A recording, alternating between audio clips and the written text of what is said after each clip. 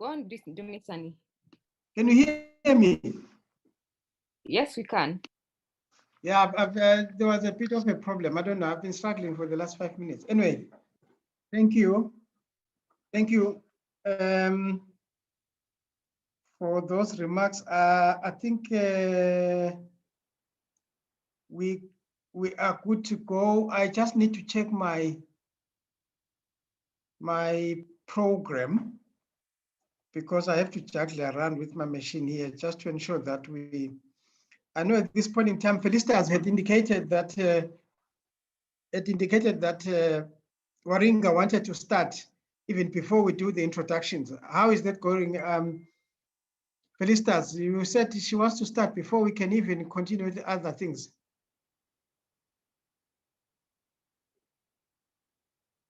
Hello? Let me download the program.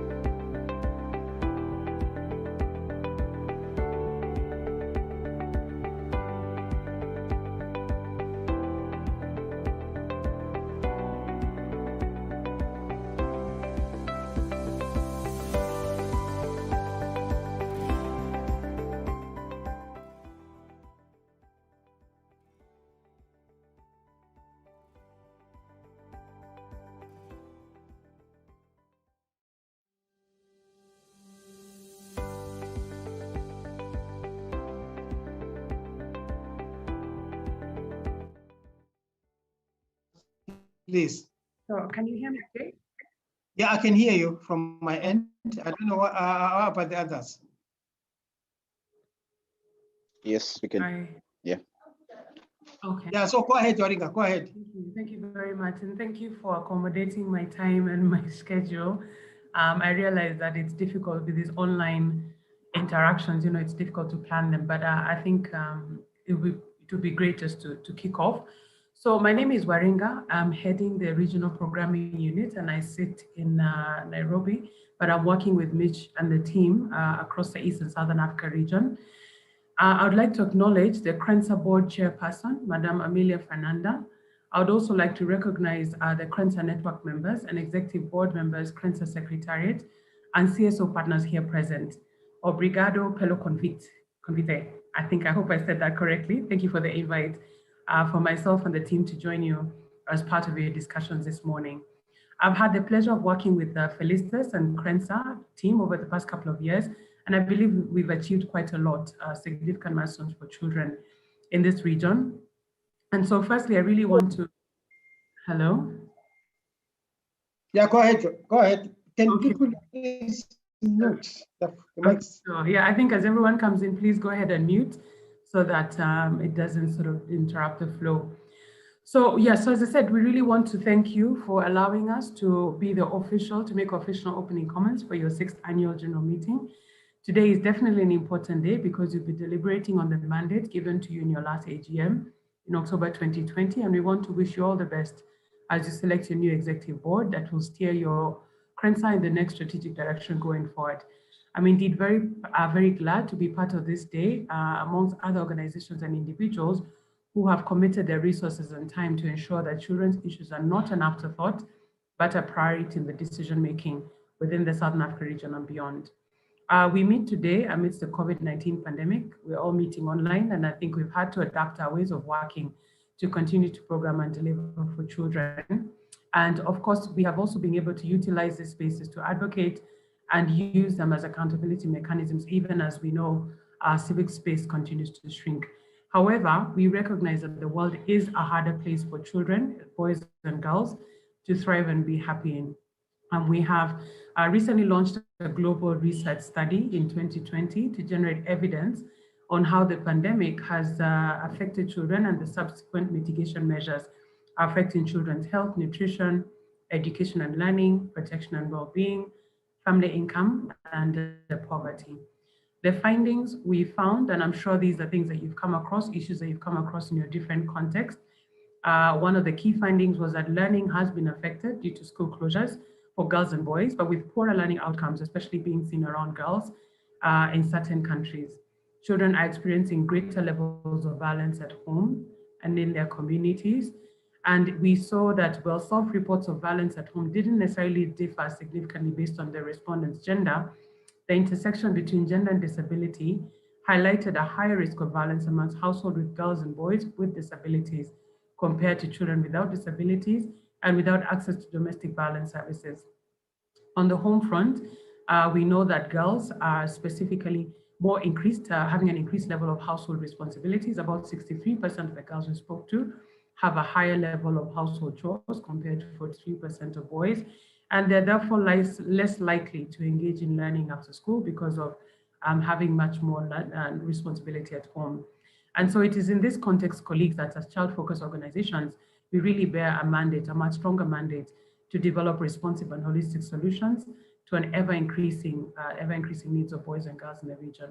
I think if there's ever a time when we needed to be as strategic, as coordinated, as focused as possible, this is the time, because things are getting significantly worse. And really, I've just touched on the smaller sort of domestic issues. We know that on an economic front, on an inclusive front, when it comes to governance and inclusivity, the situation for children, both girls and boys, is significantly getting worse.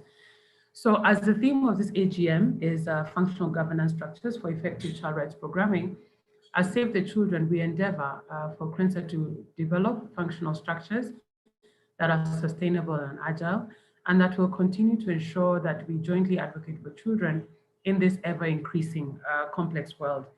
Keeping in line with the theme of the 2017-2021 partnerships, we supported Crnsa to carry out an organizational capacity assessment that identified areas of capacity strengthening to the Crnsa Secretariat, and for the Crnsa and the Secretariat to be able to scale this up to its network members.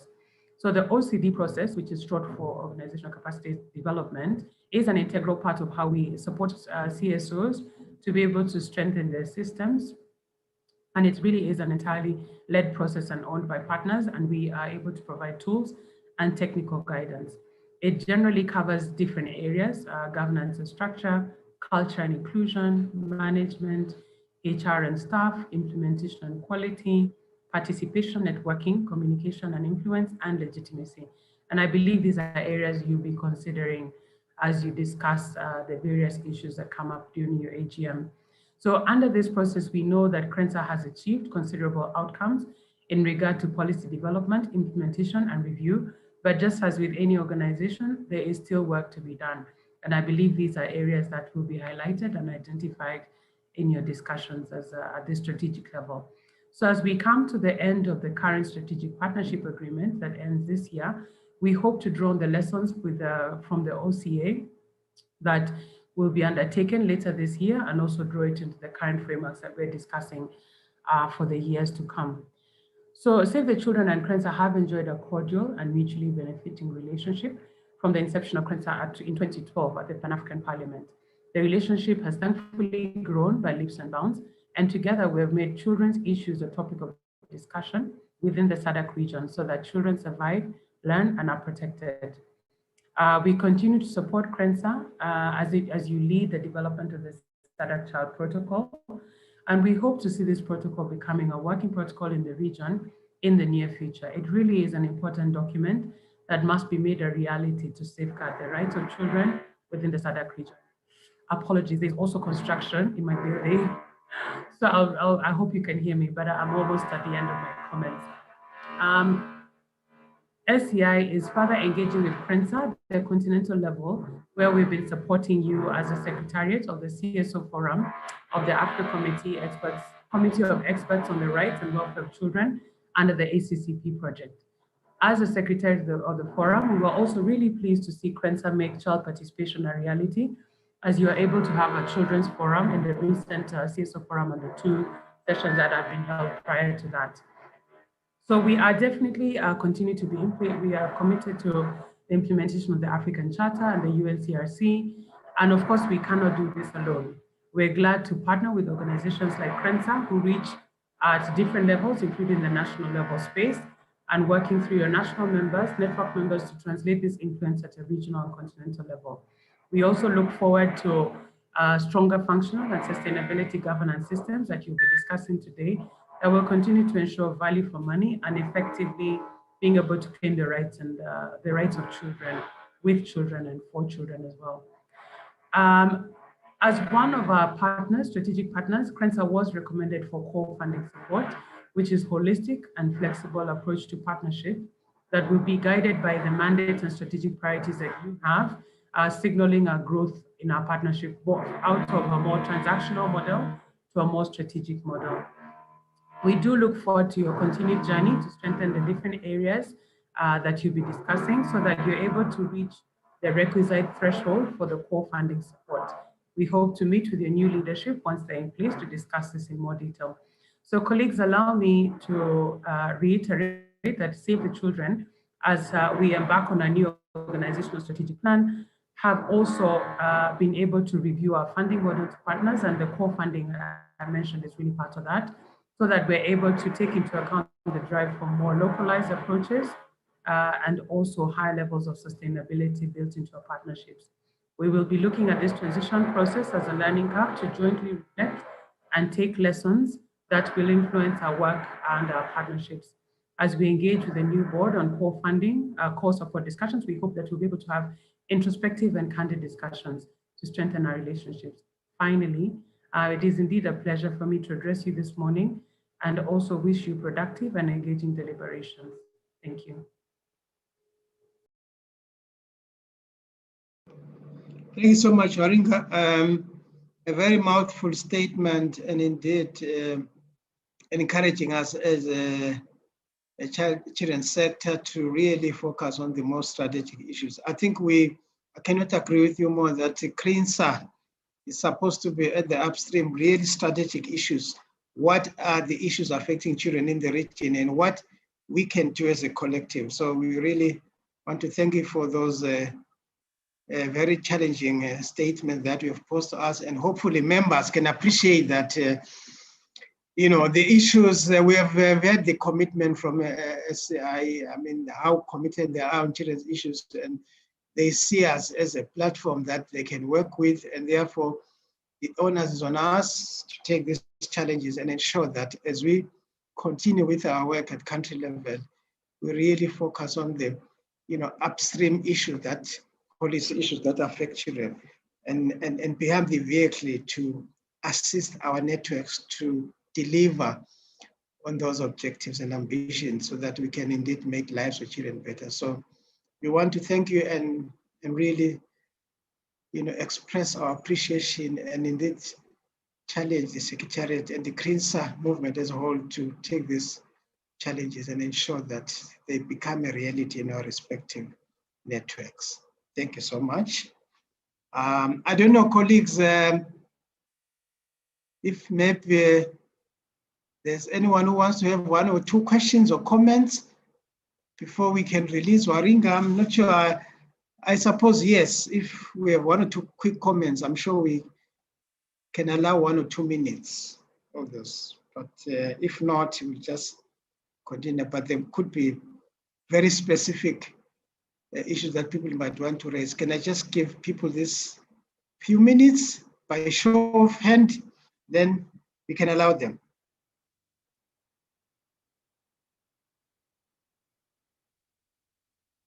So I don't Dr. News, do you want to say something? No, Dumisani, thank you. Okay, then we just then release Waringa, and we continue with we go back to our program. Is that right? There's a hand up. There is a hand up. So maybe my system is not showing. Yeah, can go ahead. Whose hand is up? Please go ahead.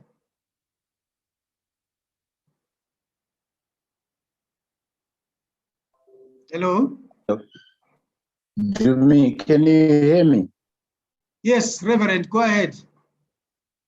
Yes, I was kind of muted. Yeah, I want to thank Save the Children for that speech. And I know they've been very supportive of Crnsa since its inception.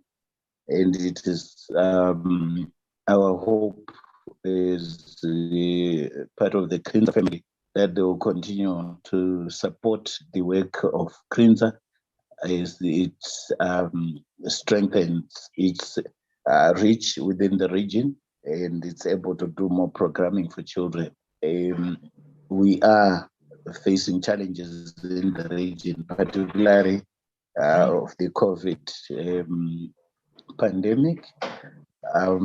Children have become more vulnerable, and it requires new approaches to ensure particularly that children continue with their education, because this is an area that is affected to them so much. Otherwise, thank you, Steph. Wish you well. Thank you. Thank you, Reverend, for those remarks. I suppose we can go back to our program. There's a request that when people are speaking, can you see them? Can they unmute their camera so that we can see them? Is that right? Oh, okay. Yeah, but we can go ahead. I mean, we have heard your comments. I think what is important is to, is to hear what you are saying more than to see your face. Because I understand, I appreciate why in Africa, some networks might not be very good. And the moment they switch on their cameras, all the data go away. Yeah, so can we go, ladies and gentlemen, can we then go ahead and maybe you can put your hand down, Reverend, if you are done. Oh, okay. I see there's Jao Malavidela. Do you want to say something, Jao?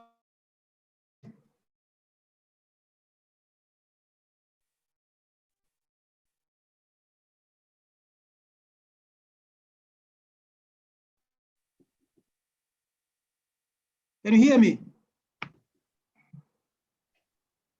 Hello?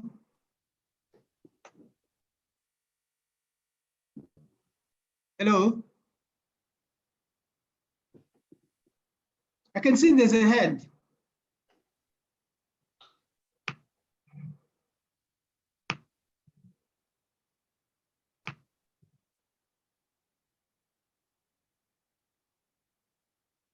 So shall I ignore that? Can I then invite the chair? Can I invite the chair, Madam Chairperson, to make her, Amelia, to make her official welcome statement?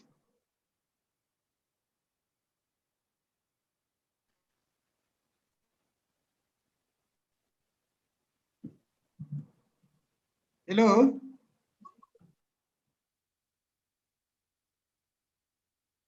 Can you hear me? We can hear you, MC. But no response. I'm not getting any response. Can we then, at this point in time, maybe even before we invite Madam Chair, I know we were hurrying for Waringa. Can we take this opportunity in terms of procedure? Bom dia, consegue ouvir?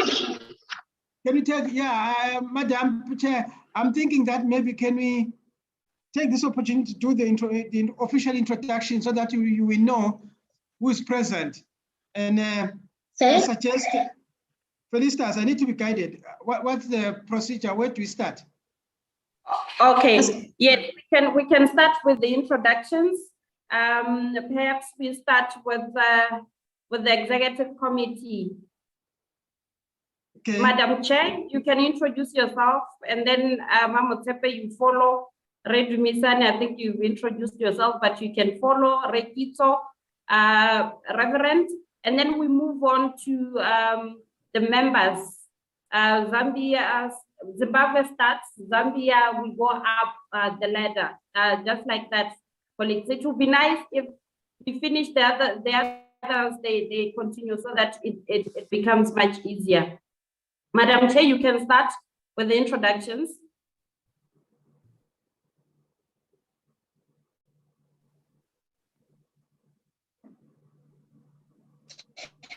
Muito bem, bom dia a todos e todas. Meu nome é Amélia Fernanda,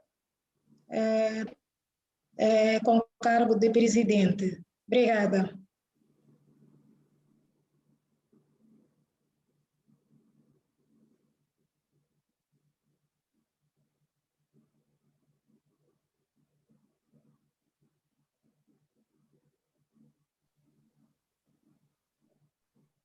Intérprete, conseguiu ouvir?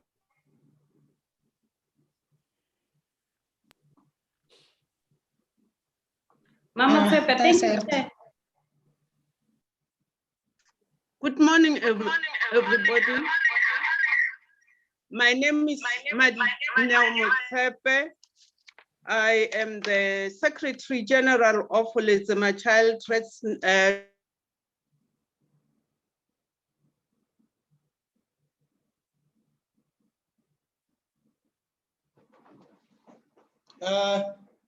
Thank you, Ma'am Tepe. Can we have Reverend, can you officially introduce yourself?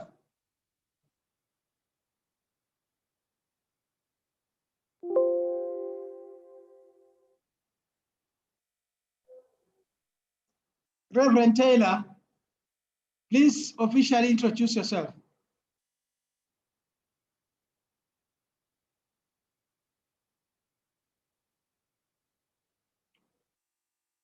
Hello, Reverend.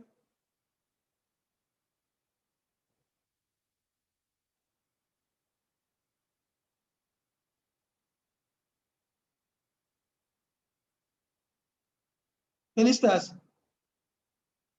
Hello. Yes, Treasurer. Well, it looks like we are losing people. Are we losing them, or it's a network problem? Okay, maybe we just maintain the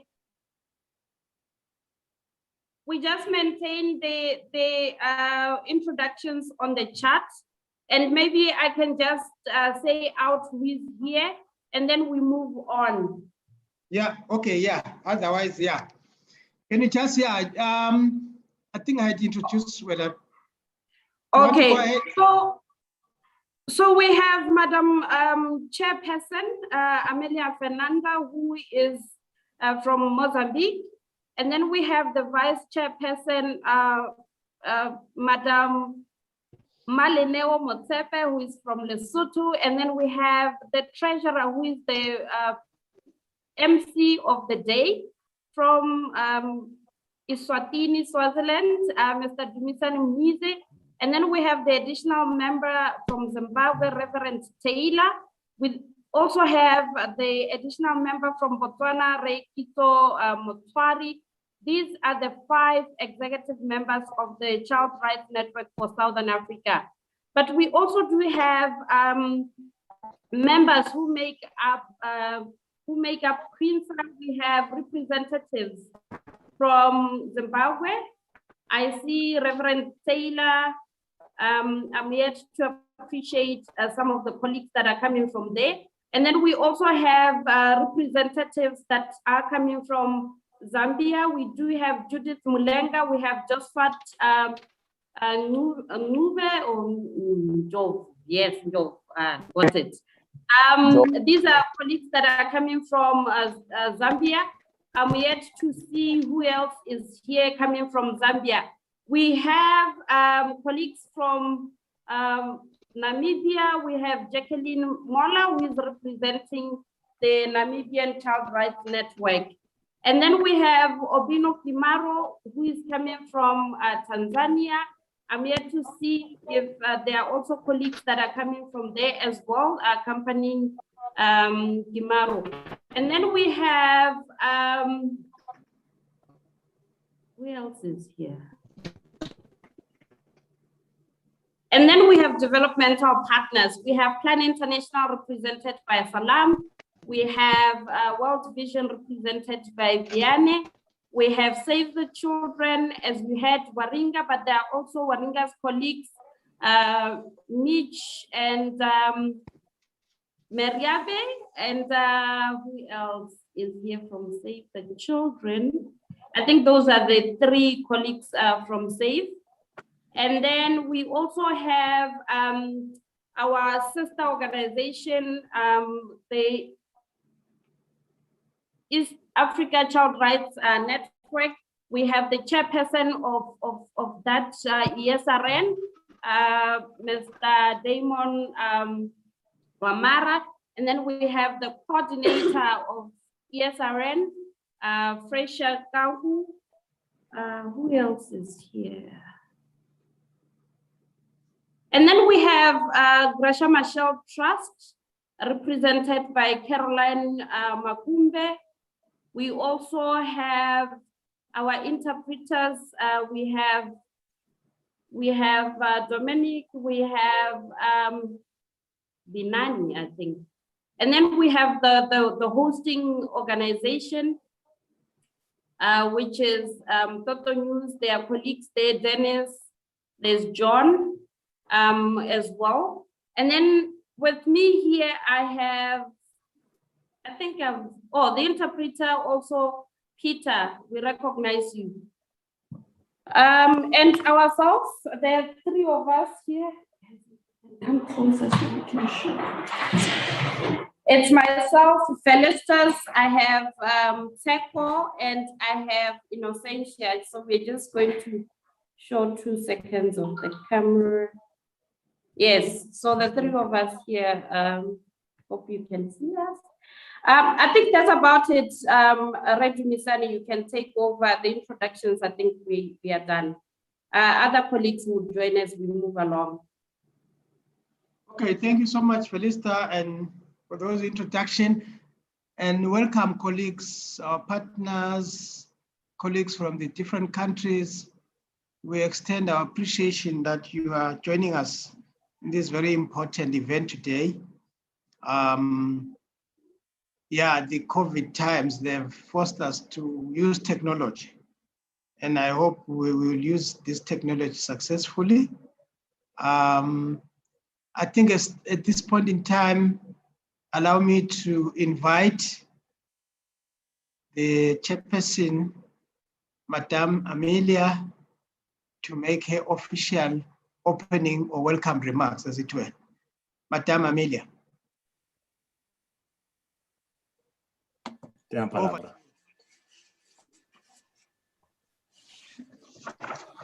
Okay. Intérprete, consegue ouvir-me? Can you hear me now? Can you hear me? Can you confirm if you hear me? Okay. Muito bem. Eu vou tentar ler pouco devagar para conseguir. I'll try to go slowly. Dear members of Crnsa, dear partners, guests, on behalf of the Executive Committee of Crnsa, we have accept our privilege to greetings and also our thanks for your participation in this sixth meeting session of our General Assembly, Ordinary Assembly of Crnsa. Once again, we are holding one more once more working in the session situation of the pandemic of COVID-19. In these COVID times, it's important to say that the impacts of COVID-19 are really devastating, and they have affected children in our region. And there is lots of abuse and violence. To fight the violence against the children. Therefore, for Crnsa, more and more, we try need to make efforts so that we can combat all types of technology has allowed abuses. us Technology helps us to work overcome the challenges that we had in different areas so of the rights of the children. Defend children be it rights, Crnsa so that or be it in other levels. In we in a position to have held AGM sessions enjoy their rights.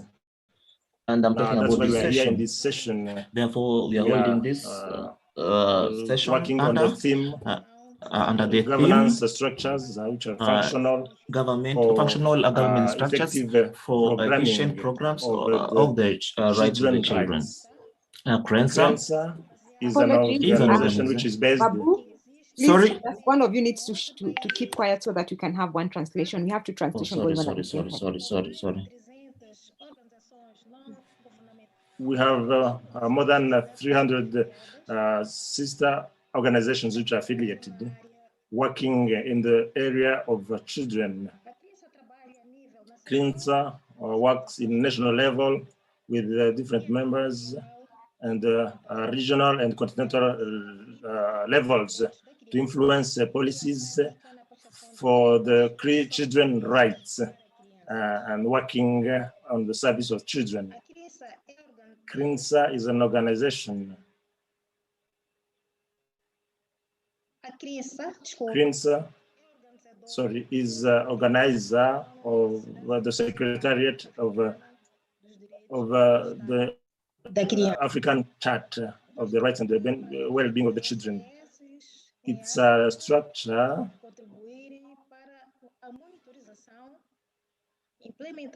for the promotion of children's rights, and we work in the framework of African Charter of the Rights and the Well-being of the Children. Now, this is a platform to promote the appreciation of the accountability of the members of Crnsa and its members.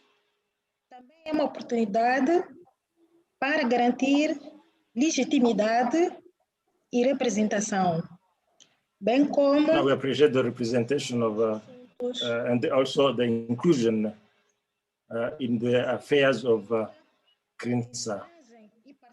Now we could share our learning to help children, working with the different member states of SADC, working with different networks. Now this session is well participated, and we are very happy to receive the different members of the Committee of Experts and other members. It's an opportunity for us, for different regional organizations, and especially Crnsa. For that reason, we will allow interaction and discussion, and also be able to share experiences. The African Union works with the committee. We thank African Union, Lesotho government, and also we would like to extend our appreciation to them. Now, in this session, we will, I would like to say that in our mandate, dear colleagues, we could achieve results with the revision of the policies and the procedures, internal procedures, for the administration, finances, and communication and advocacy. And also we could improve the participation of children. Da comunicação e ações conjuntas de advocacia. There were a lot of improvement o Comitê Africano dos Direitos da Criança. A representação da Crnsa. In terms of advocacy, children, the representation of Crnsa was good, and the strategic plan will go until 2023. We met as an executive committee, and we did monitoring of different activities. We had a lot of reports, and we are here in this general meeting, but we have a lot of challenges. Mas ainda está, portanto, em curso. A admissão the promotion of children's rights. So we needed the participation of more members. So her voice is being cut. It's not very clear. It's not stable. Now. E tratamento de dados. Portanto, estes ainda continuam desafios que acredito que Good. I can't hear anything anymore. As the president of the executive committee of Crnsa, I'm very proud that Crnsa has a strategic plan which is effective.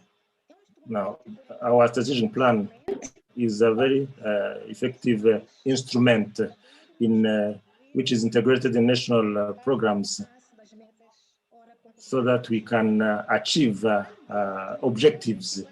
Now, as long as we implement that strategic plan, we need collaboration of different partners. I'm sure that with your support, we'll be able to implement those initiatives so that we can improve the children's rights in our region.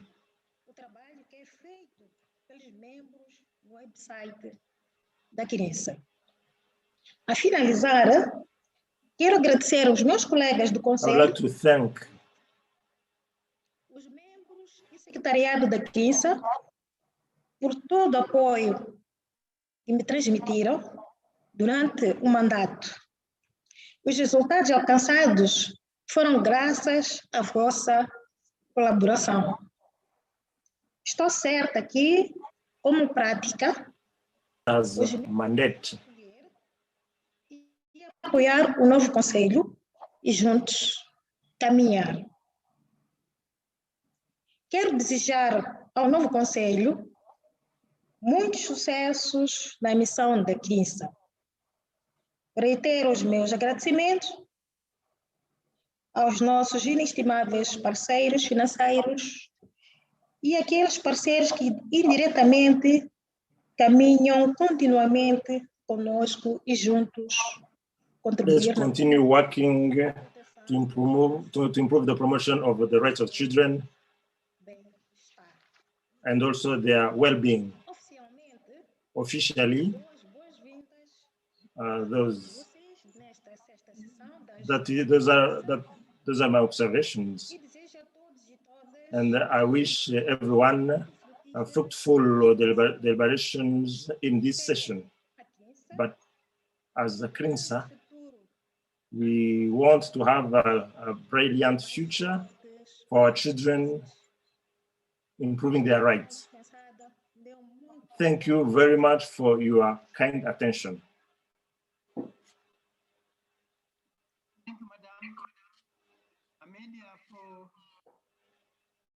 for your statement. I'm not sure about the interpretation, but I hope, at least as people, I didn't get the interpretation, but nonetheless, I hope people got it. I don't know what's logistical arrangement. Should people switch? If we were in a conference room, I know people are going to switch from one channel to the other, but I'm not sure in this case. Felicitas, what's the arrangement?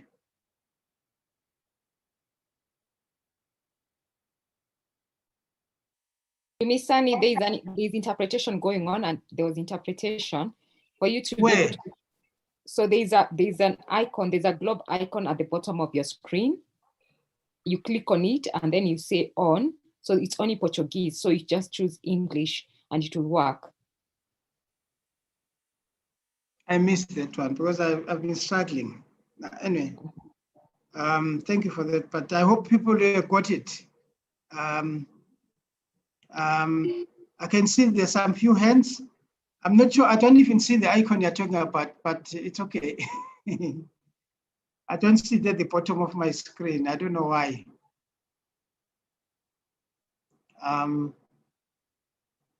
Okay.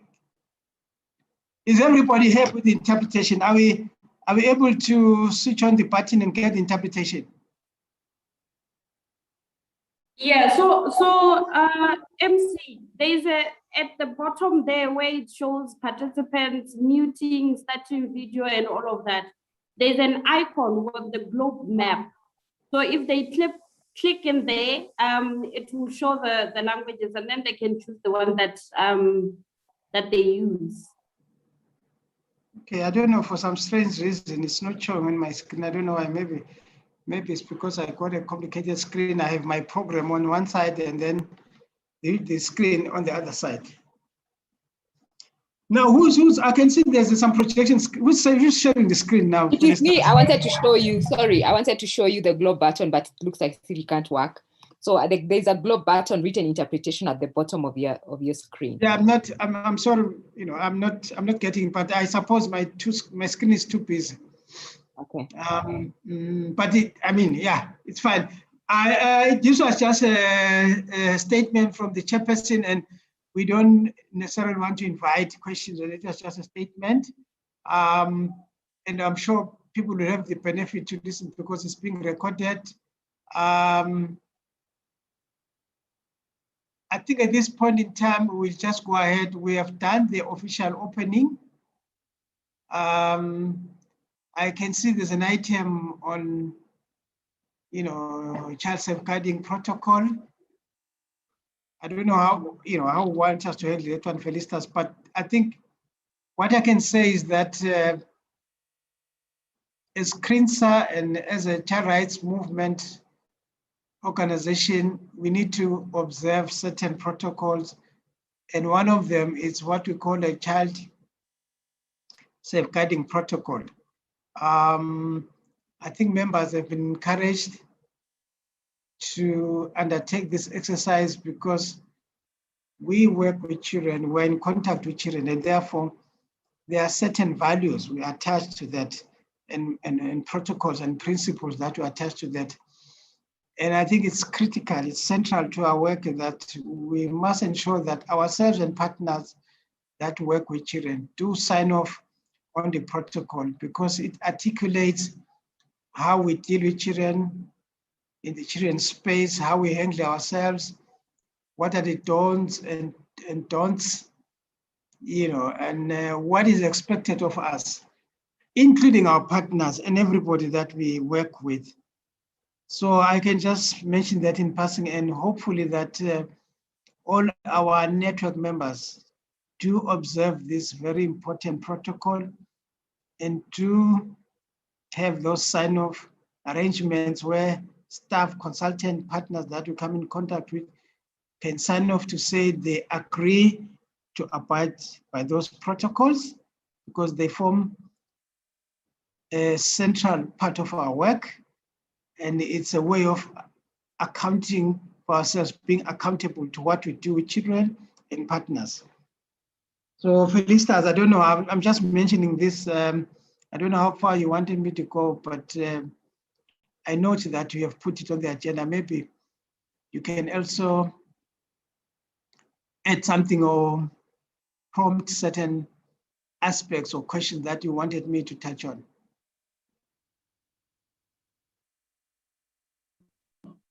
I think you've summed it up well. The reason we put child safe guardian protocol on our agenda all the time is to remind ourselves that as the child sector or as people working within this field, we need to ensure that all of us who are here, that we protect children, and that in all our dealings with children, we need to be clean insofar as abusing children, insofar as abusing them physically, emotionally, psychologically. But also to say that this is one of the principles that every organization that is here should be subscribing to, and that everybody that is within our portfolios, as you rightly pointed out, staff members, the board, that they need to be inducted on these important principles, because ultimately we have to service children, being very cognizant of the sensitivity, the diversity that children are living in, but also being accommodative in terms of what needs to be happening and what doesn't need to be happening. And beyond that, to also appreciate that there are channels or structures that we need to be engaging in as and when we see cases of abuse, whether it's within the staff members or colleagues, or it's within the national networks that make up the Crnsa family, or is within the board, that we need to be communicating those incidents for investigation and ultimately for social justice, so that we don't do harm to the constituency that we service. Thank you so much, and Felicitas, yes, indeed. We expect that from all our network, and it is important that we document these things, and we influence national platforms, protocol, guidelines, as it were, to ensure that whenever children report cases of abuse or suspected case of abuse, there's a very clear line of communication of how they report and how that is taken up and is documented within our organizations and networks.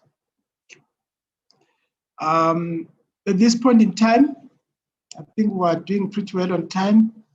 Can we then invite our partners to pass their solidarity statement messages? Those who have joined us. I can see here we have somebody representing the children. Felicitas, where is that one coming from?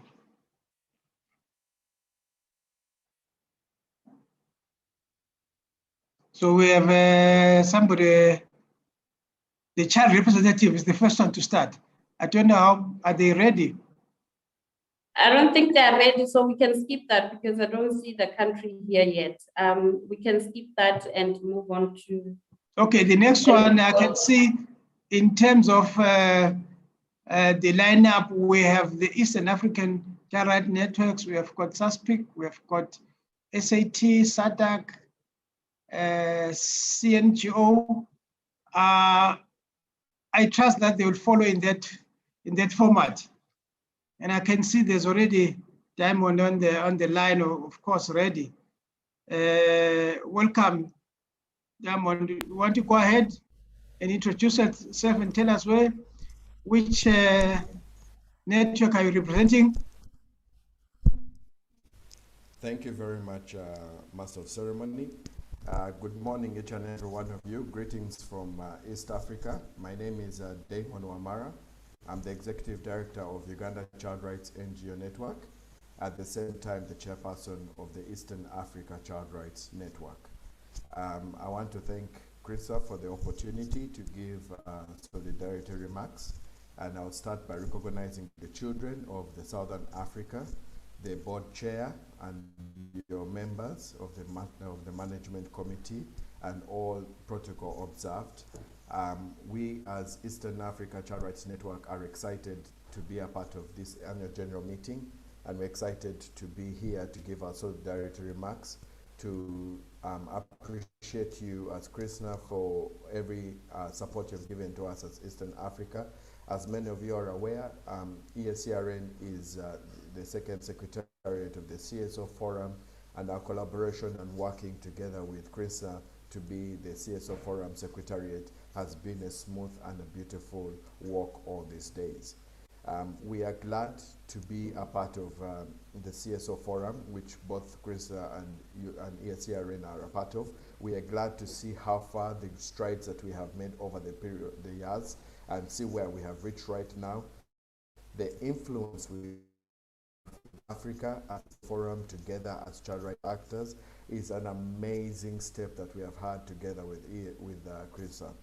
We are excited to see that we want to stretch our faith and stretch our influence to other areas like the African Commission on People and Human Rights, and all other areas that we feel the children's voices need to reach. And we are glad that the CSO Forum has leadership right from Crnsa. We have the chairperson of the CSO Forum. We thank you, Madam Chair, for your time of leadership of the CSO Forum. We greatly appreciate your leadership.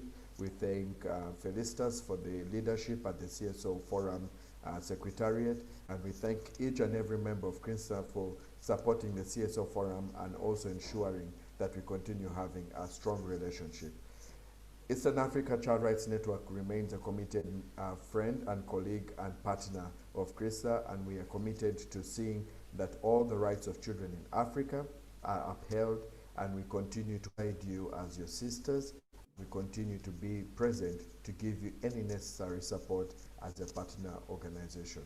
We thank you very much for this opportunity, and we are glad that you're having this step of choosing a new leadership. Change is very good. I know that sounds funny coming from somebody from Uganda, but still, allow me to say change is very good, and we wish you all the best as you transit and have a smooth transition of leadership. Thank you very much, and all the love and greetings from the Eastern Africa Child Rights Network.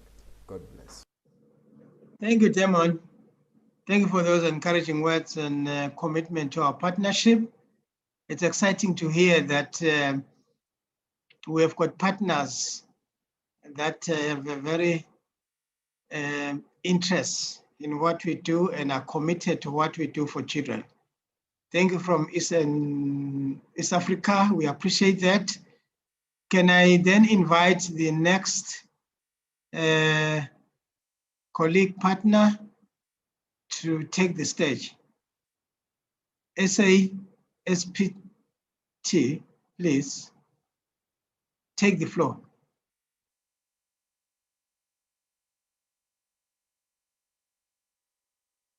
I suppose, for instance, we just need to invite anyone who is present rather than in this particular sequence, because some of them might not be there. I think let's move with World Vision first, because Vianney has indicated that she has okay, another meeting in the next few minutes. After Vianney, we can move with Plan International, and then we can come back to Substi if Natasha is here. Move on to Gracia Michelle. Caroline is here, and then move on to lastly to the Southern Africa Youth Forum if they have arrived. In that order, please. World Vision. Okay, let's go ahead. World Vision, you have the floor. Thank you. Thank you very much. I hope you can hear me. Perfectly well. Thank you. And I don't know my camera, but I was trying to. Okay. I think you can also see me. So thank you very much, Felicitas, and then everyone. It's such a pleasure really to be part of this meeting. And then with Crnsa, we already have, we are in partnership with Crnsa around child issues. And then today, as you deliberate and then as you are working of changing your leadership or transitioning, we want really to wish you good deliberations, but also to reiterate that World Vision would like to continue working with Crnsa around three main issues that are also our focus. The first one, we want to ensure that that the government commitment to children are made, and then this is actually in line with your functional governance structure for effective children rights programming, the title of the theme of your meeting. And the second one is in line with citizens and children are really mobilized to make child right violation unacceptable. This is something that World Vision is focusing on. And the last one, children and their rights are at the center of development and humanitarian agenda at all levels, including the regional bodies. And I know that with Crnsa, we're working together with SADC, and then especially when it comes to the SADC protocol. So we also recognize that child participation is very key to this, and I'm very happy to see that in the last year, we work with Crnsa on leveraging the voices of the children during the Africa civil society organization. Children were able really to speak around issues that are affecting them, especially during this COVID-19. So for us, just to reiterate that we'll continue working with Crnsa around those three themes, mostly on child participation, but also on accountability issues when it comes to the promises that most of the countries has made around children. So we wish you really good work as we continue to deliberate. And then once more, we thank you, Crnsa, for the leadership in the Southern region, and then thank you to all the partners. Thank you very much. Thank you, Vianney, and thank you for those once again, encouraging statements, really expressing your commitment to ensuring that children's rights are realized in Southern Africa, and your commitment to work with us in achieving those objectives. We appreciate that. Can we then invite Plan to take the floor, as it were? Katie, I can see you. I can see Katie is raising up the hand. Katie. Hi. Hi, Katie. Oh no, I was trying to get hold of Felicitas to say I have a prior planned meeting. Can I also go early? Yeah, definitely. After plan. Yes, please. Yes, Thank please. you. Thank you. Please go ahead, Salam. Thank you very much. And thank you, Crnsa, Felicitas, for inviting Plan International to be part of this deliberation. I would like to say also congratulations to all the members and board members, and also networks of Crnsa for moving forward with this annual general meeting. Plan International, as we say usually, remains committed in supporting different efforts in Africa, specifically in supporting and partnering with different child rights networks in different parts of Africa. specifically as an organization that advances children's rights and also equality for girls.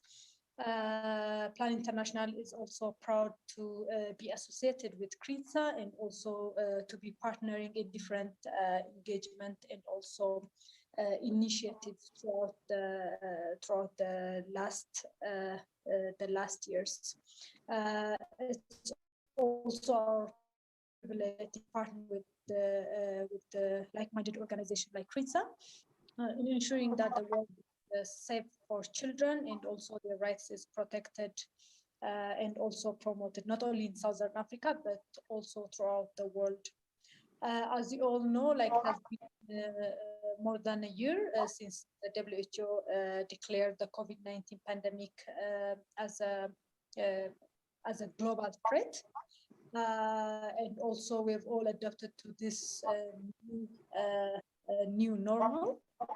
But specifically, it's also good to note and also reiterate that the pandemic has increased the chances for girls and young women to be further abused and also deprived their rights which they have been enjoying before the outbreak of the pandemic.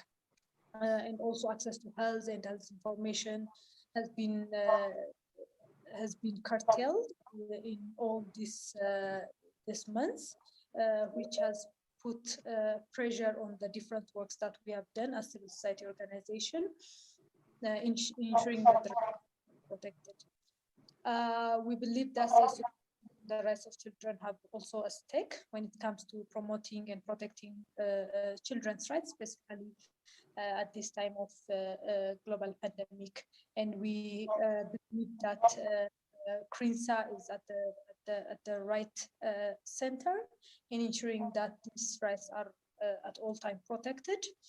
As our main partner, Plan International has partnered with Crnsa through two projects called the Pan-Africa State Accountability Project and also the CSO Effectiveness Project, which mainly have at core strengthening the capacity of members and also ensuring that members and also the regional network is technically and institutionally supported in different means.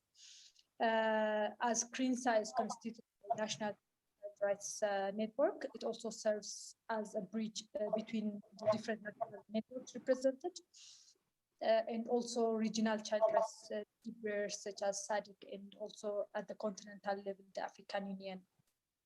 It's also good to note that Crnsa coordinates different advocacy research at the regional level, and we are very happy to collaborate with this unique network that aims to provide a unified voice and policies that fulfill children's rights and also ensure those children's voices are heard at the regional bodies and also continentally at EU level. The network and also its constituencies work together with Plan through different engagements, specifically in our engagement with the African Committee of Experts on the Rights and Welfare of the Child. And also, it's also good noting the specific and also unique or strong engagement that Crnsa is doing, coordinating and also serving as a secretariat of the CSO Forum. As Crnsa is playing a significant role in the coordination of the CSO Forum, we also would like to acknowledge and thank the network for doing that. At the theme of this meeting, which deals on functional governance for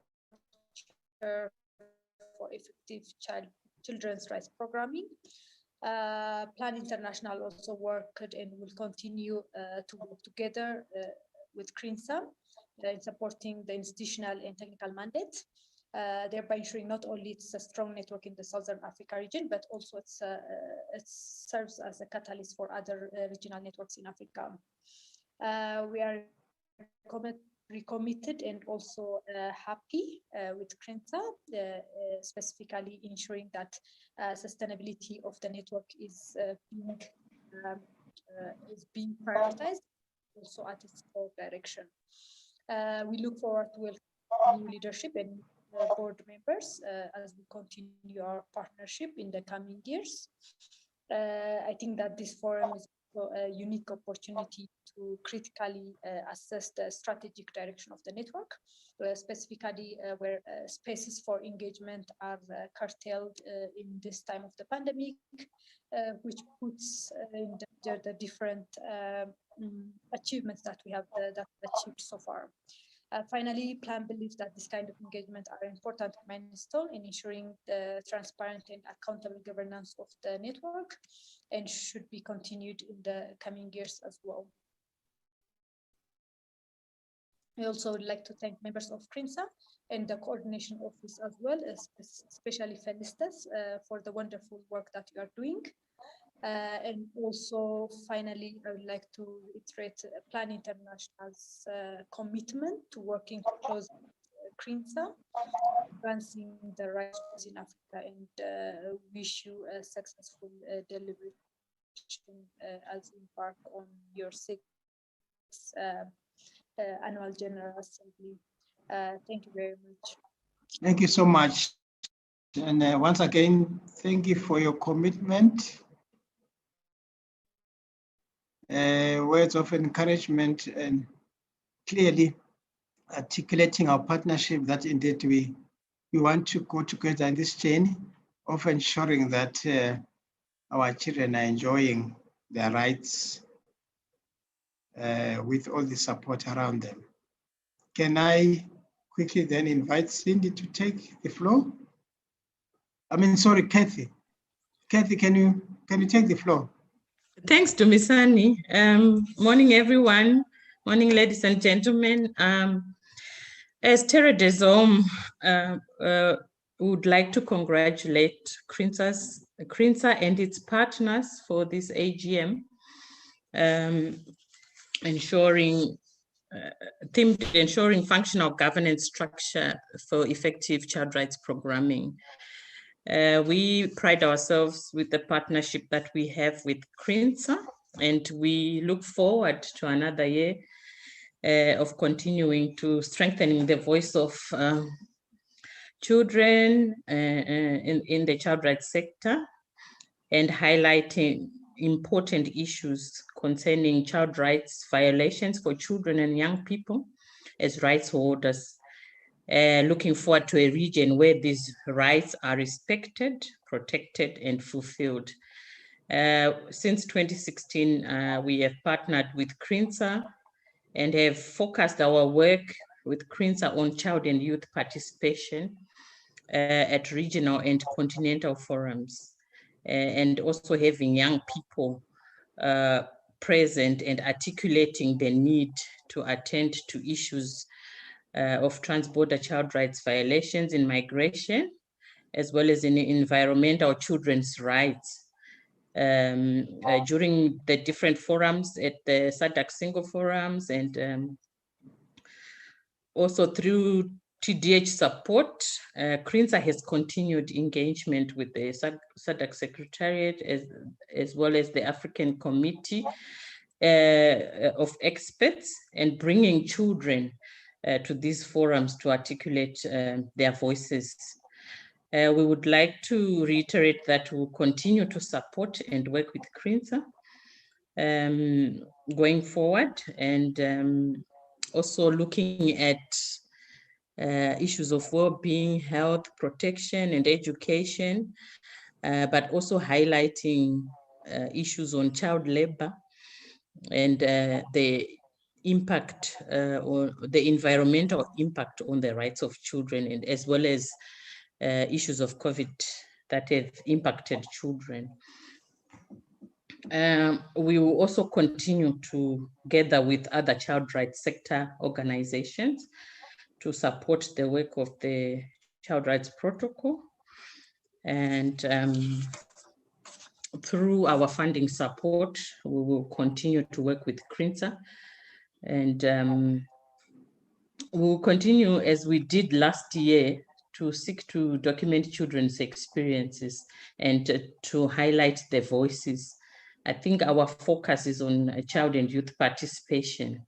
And for us, we want to see that the children are at the forefront, the children and young people are at the forefront of raising these issues themselves. So we'll continue to strengthen the network institutionally as well, to support with the little resources we have.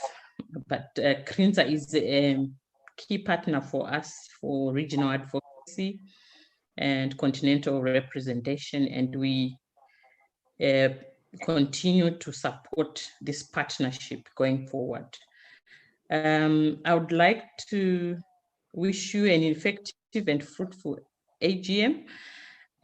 Wish you the best with the meeting. Thank you.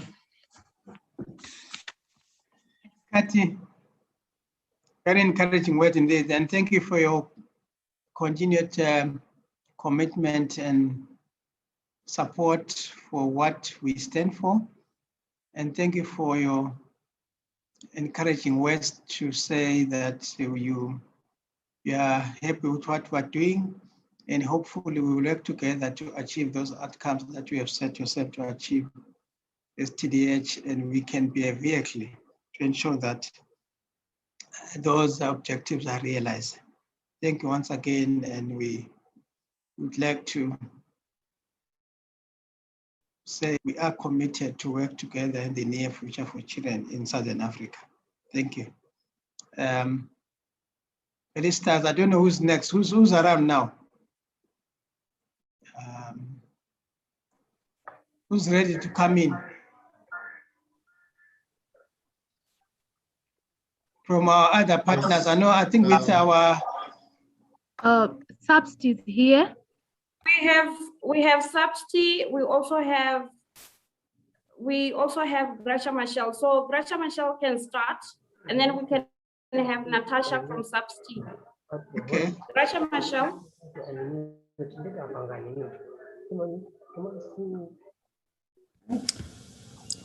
Thank you very much, Felicitas, and good morning, colleagues. I hope everyone can hear me. I've been struggling with my audio. Sorry, can everyone hear me? Yes, we can hear you, Caroline. At least I can hear you exceptionally well. Thank you very much, Sunny. Good morning once again, colleagues. So as the GMT Crnsa Trust, we wish to commend Crnsa for its commitment in ensuring continued promotion and protection of the rights of children in the SADC region, despite the effect of COVID-19. And we wish to also convey our heartfelt appreciation to the outgoing board, and we look forward to the election of the new board and to working in supporting the new board. As the Crnsa Trust, we are also cognizant of the following harsh realities that have resulted as a result of COVID-19. Firstly, as one of the colleagues alluded to earlier in terms of education, that the COVID-19 pandemic has exposed existing inequalities within the education system in the region, particularly as schooling moved online, thereby exacerbating the digital learning divide. Also, we are aware of the nutrition issues that have also been raised as a result of the COVID-19 pandemic. And as we continue witnessing thousands of children in the region go to school on empty stomachs due to limited access to nutritious meals. As we are aware, adequate nutrition is a necessity for brain development. So as the Crnsa Trust, we are working on we have actually developed what we are calling an online learning platform, the Haki for All Children, which is a platform that we have developed to address some of the child rights violations that are being faced by children on the continent. And this is a program that we're working together in partnership with Save the Children East and Southern Regional Programming Unit, where we are working at strengthening the the regional complaints mechanisms in both Eastern and Southern Africa. And so we will continue working on this project and continue working with Crnsa, who's also one of our partners in this project, to basically build capacity for children in the region, particularly in the SADC region, in knowing their rights as enshrined on the Charter, and to also raise awareness and disseminate key information on the complaints mechanisms, and also to build capacity for the African, for the children in Africa, and particularly in the SADC region, to identify their rights, and to use the complaints mechanisms to report directly to the committee. Now, we will be launching this platform in June, and we are looking forward to continuing our work with Crnsa and to in our partnership in launching the platform in June. And also we are looking forward to continuing our partnership with Crnsa as we are working with the CSO Forum in early childhood development, where we are redefining the advocacy agenda for ECD in the region. So once again, we wish to pledge our commitment to supporting Crnsa in making SADC fit for all her children by translating their rights into a reality. And through our child rights program at the Crnsa Marshall Trust, we will continue to amplify actions and innocent voices of children in SADC to advance equality for present and future generations. Thank you, Dumisani. I think that's it from us. Thank you, Caroline. Thank you so much. It's quite a mouthful one. And thank you once again for your commitment to work with us. We are excited with the fact that you are extremely concerned about the impact of COVID-19, particularly in the education sector. And all of us have been to, or rather, this has been a shock to all of us. And therefore, I think we need to pull our heads together and ensure that children can once again be protected from such. So I think, Felicitas, the next one is substitute. Yes, sir. Substitute, yes. Substitute, we have the floor, please. Thank you, Dumisani. Thank you very much. A very good morning to you all. My name is Natasha Ntini, and I'm coming from an organization by the name Southern African Parliamentary Support Trust, SAPST, and in short, we call it SAPST. On behalf of SAPST, I would like to say that it is a great honor for us to be part of this event, the 6th general meeting of Crnsa. We are grateful for the work that Crnsa is doing, and we appreciate the work that has been done by the outgoing leadership. We're looking forward to more work with the incoming leadership. SAPST is an organization that is parliamentary based. We're an organization that works to facilitate engagement between citizens and parliamentarians. We also offer capacity building to parliamentarians so that they can also understand the issues. And a special group to us are children. So we try and make sure that we offer capacity building to our members of parliament so that they can understand all the child rights issues. And we also work with CSOs to try and provide a platform for them to engage with us parliamentarians. So for us, I can say that as we all know that children have been greatly affected by the COVID-19 pandemic, from the health sector, education, all sectors, and the social welfare, including the social welfare, they've been greatly affected. And there's a lot that can be done by our parliamentarians to try and change the lives of our children for the better, or try and make sure that under the circumstances, our children are all protected. So parliamentarians can make sure that they improve the laws, they can make sure that they increase the budget that they spend towards child-focused sectors. they can also try and make sure that there is accountability in terms of the use of the funds that are spent in the child rights sector. So our work really with Crnsa has been very good. That we have been pushing for a SADC protocol on child rights because we realize that there's a gap around the laws. We do not really have a protocol that relates to child rights in the Southern Africa, and there's a lot that our parliamentarians can do in terms of advocating for such laws. So again, we continue to pledge our support, and we continue to say, let us work together, Crnsa, let us work together, the incoming leadership, so that we can strengthen our advocacy around SADC Child Rights Protocol and laws that really protect and fulfill the rights of our children. With this, I'd like to wish you all the best in the deliberations and wishing all the best to the incoming leadership. I thank you. Thank you, Natasha. Once again, we're excited to have the Parliamentary Forum with us so that there's the epicenter of lawmaking in every country, and therefore, if we've got a partner that is working in that space, it's quite encouraging. So thank you so much for your statement. Ladies and gentlemen, Felicitas, can I suggest, I'm not sure, I know that according to our program, our health break is at 11, but I'm not sure if people still have the energy to go on. I stand to be advised,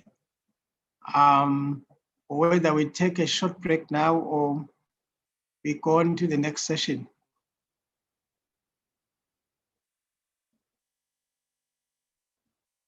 Okay, thank you, MC. I think if the Southern Africa Youth Forum, if Mishek is here, then we can finish with this section and then go for 10 minutes break and come back. Jennifer? Yes, hello, I'm here. Can you hear me? Mishek is here, yeah. So, Tate Jumi, maybe the Southern Africa Youth Forum can go on, Mishek, yeah. And then that's when we can break. Yeah, they can go ahead. Please go ahead. Okay, thank you very much. I'm Misha Gondo from the Southern Africa Youth Forum, SADC. Would like to appreciate being present on the annual General Assembly for Crnsa, and even the theme itself, it's clear in terms of functional governance structures for effective children rights programming. And as you are aware that in our 3 years of existence, we work with the young people, and the young people, they come from the children until, according to the Africa Charter, until the age of 35. And this is the category that we work with. And the aspects of children's rights are very critical, because we need to build a formidable base for them to be responsible leaders in the future. It starts with children. That's why Crnsa and its members, it is very important. And just in brief, in terms of our solidarity, definitely there are very key areas of cooperation that we can work with Crnsa. As you know that we are the official convener of the SADC Youth Forum and the SADC Youth Parliament. Specifically, the SADC Youth Parliament is composed of from children, 15, then up to 24 years. And it's a platform where critical policies are discussed and issues that concern with young people. And also, secondly, our we are a representative of youth in the UN Major Group for Children and Youth, and you are the Africa focal point for UN children, for children and youth. And this is also avenues. And our recent appointment in the Dengue Advisory Group, where we are advising on neglected tropical diseases, representing also Africa.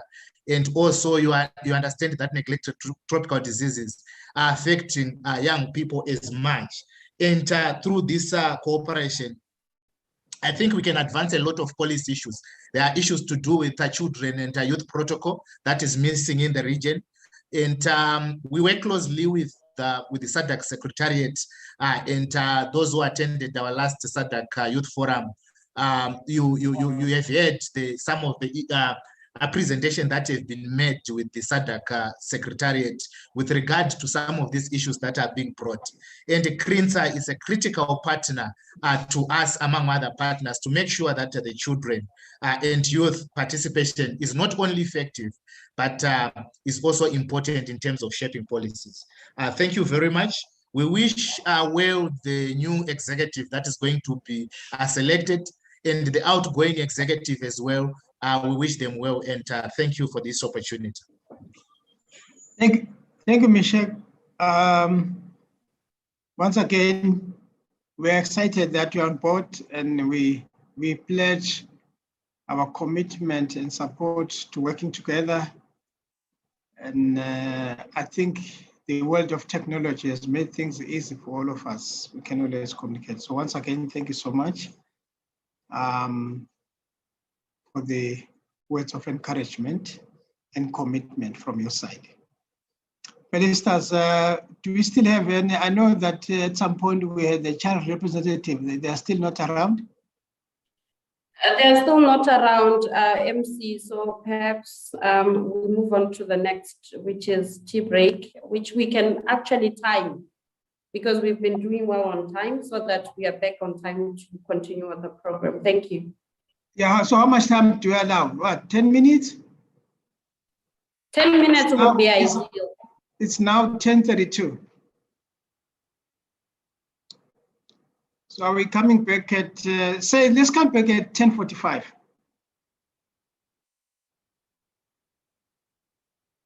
Is that in order? Yeah. Yeah. 10:45. Yeah. Okay then.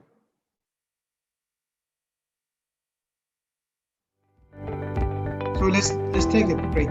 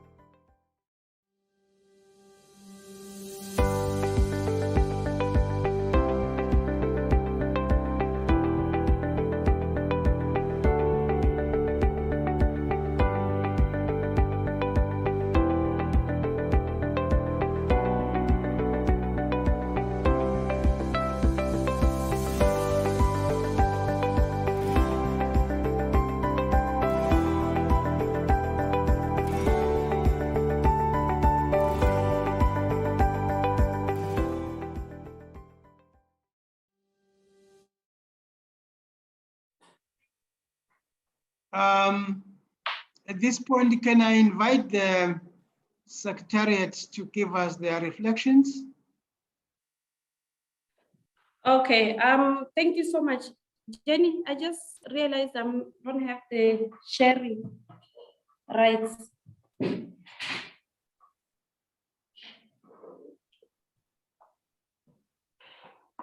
Jennifer? Check now.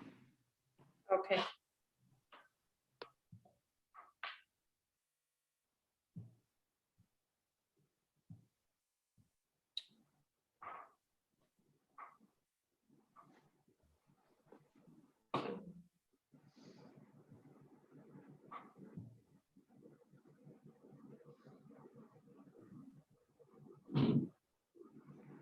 Okay, I'm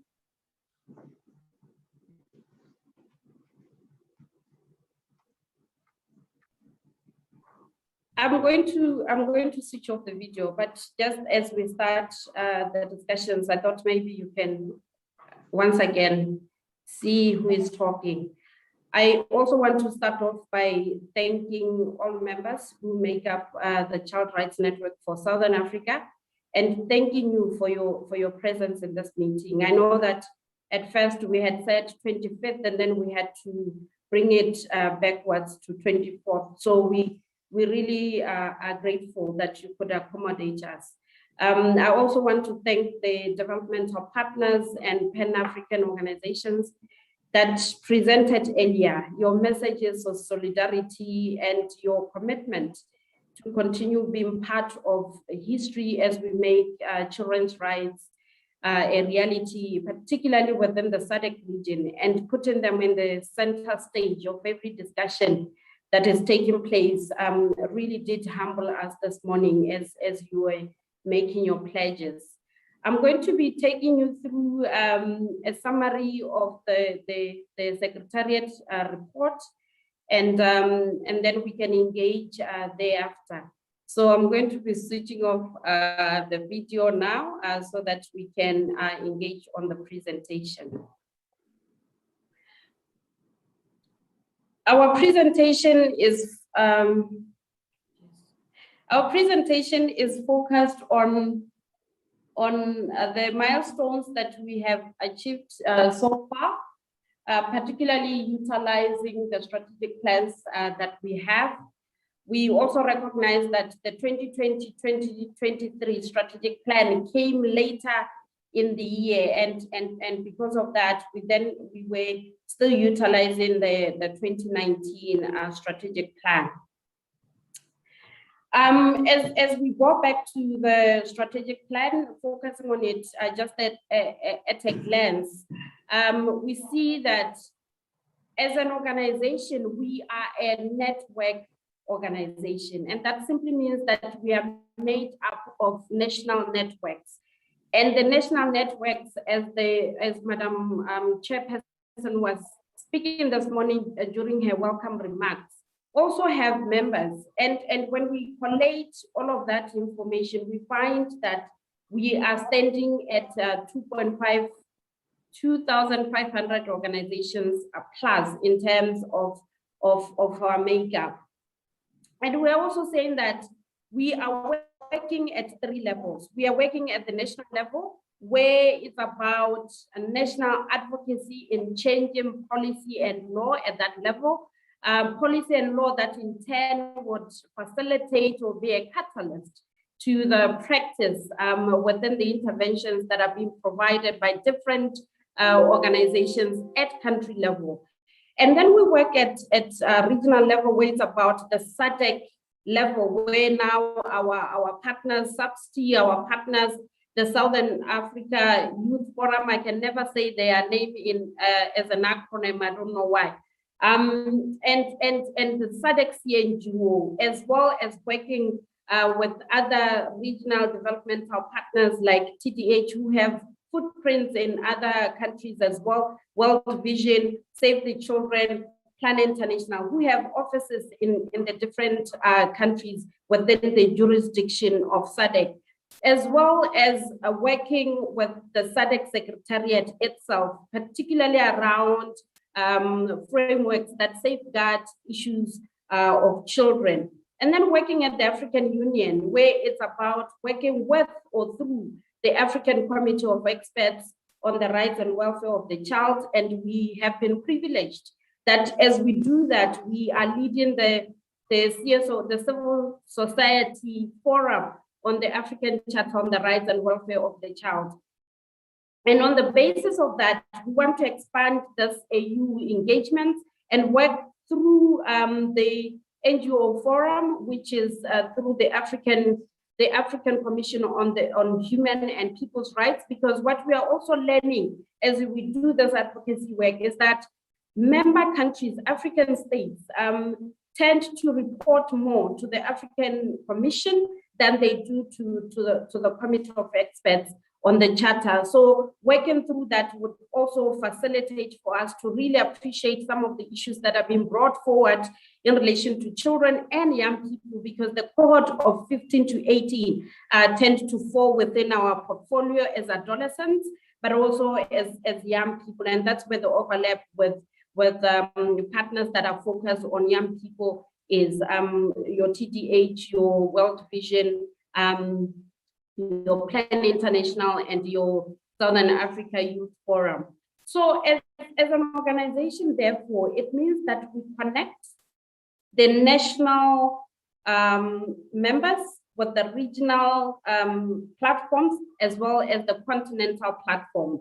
But we also coordinate, where we have to know at all times who is doing what way, so that if there is any link at all that we can create, we can already be saying to Swaziland that, but Lesotho is doing so well on this particular area. Perhaps we can pair and see what lessons can be learned from that.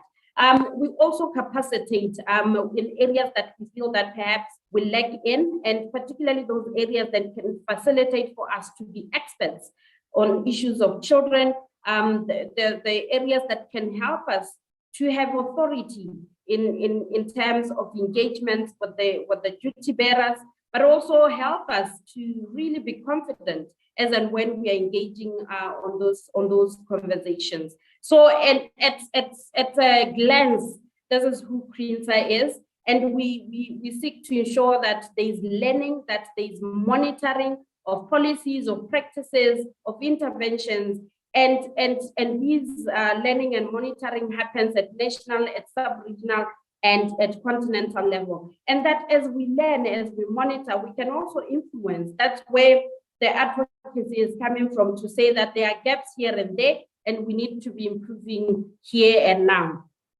But as we learn, as we monitor, and as we influence, we need to be making sure that there is flow of information, and that that flow of information can facilitate for us to really influence at a macro level. And these are the three pillars that we are currently utilizing as an organization. We are standing at the three pillars with the motto that says, we stronger together for children, recognizing that Crnsa works at different levels, national, regional, continental, and we can only make a difference if we are working together, if we are becoming collaborative partners, if we are recognizing each other's strengths, if we are not duplicating efforts, and that through that we can be stronger for children of the SADC region, but of the Africa continent. And in becoming stronger together, the first pillar we have is around intelligence, evidence, and knowledge for influencing. When we speak intelligence, we are speaking issues around how do we gather information? How do we know for sure that there has been 60 billion that has been raised for COVID-19? How do we gather information that the 60 billion money has been utilized effectively, that there's protective equipment, that there is vaccination, that they roll out, all of those things. We need to be gathering intelligence on how to do that. But we also need to be utilizing the evidence, whether this is from a long-term researches as done by our other partners, or these are short-term evidence where in our programs or in our projects, we can already see that we constantly have engagements with children, and these engagements, only boys are coming, and boys are saying 1, 2, 3. Therefore, it means that these are the issues that are affecting the boy child in relation to this particular issue. And then also gathering of knowledge, because once again, we said that we want to be authority on issues of children, and we can only influence if you are coming from an informed place. And as we influence, we are influencing both the policy and law, but we are also influencing interventions that are going on the ground, the practice itself. The second pillar is dealing with issues around strong civil society voice, action and movement for child rights. You know, when you look at our sector, the child sector, and comparing it perhaps with unions and other sectors, you would find that our sector, the movement isn't as strong as it should be.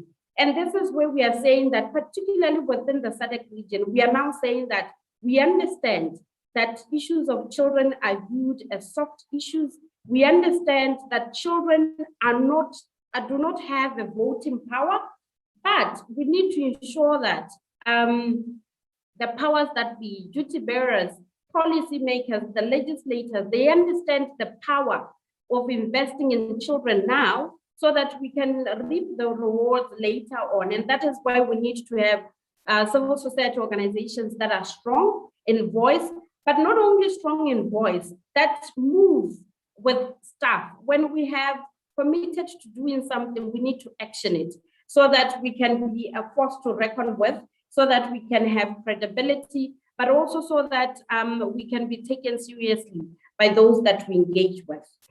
And the third pillar is around institutional development for effectiveness and sustainability. And this is where today's theme is coming from, to say that we need to continuously evolve as organizations, evolving both in terms of our identity roadmaps, but also evolving in terms of governance, leadership, management, stuff that can facilitate for us to look at things differently, look at things with new eyes or perspective, but also look at things that can help us to be more effective. Gone are the days where we have to be rhetoric about, no, we used to be doing this in 2001 and it worked well, because we know that what worked well in 2001 doesn't necessarily translate to working well in 2021, where digitalization has become the norm, perhaps compared to 2001. But about that, we want to have organizations that can sustain themselves, because sustainability is becoming the main challenge for civil society organizations, because we rely mostly from external aid. And when that external aid is no longer available, we see a lot of civil society organizations that have been doing great work folding. And as a result, it means that children are left in the clutch in terms of their ability to have their rights fulfilled.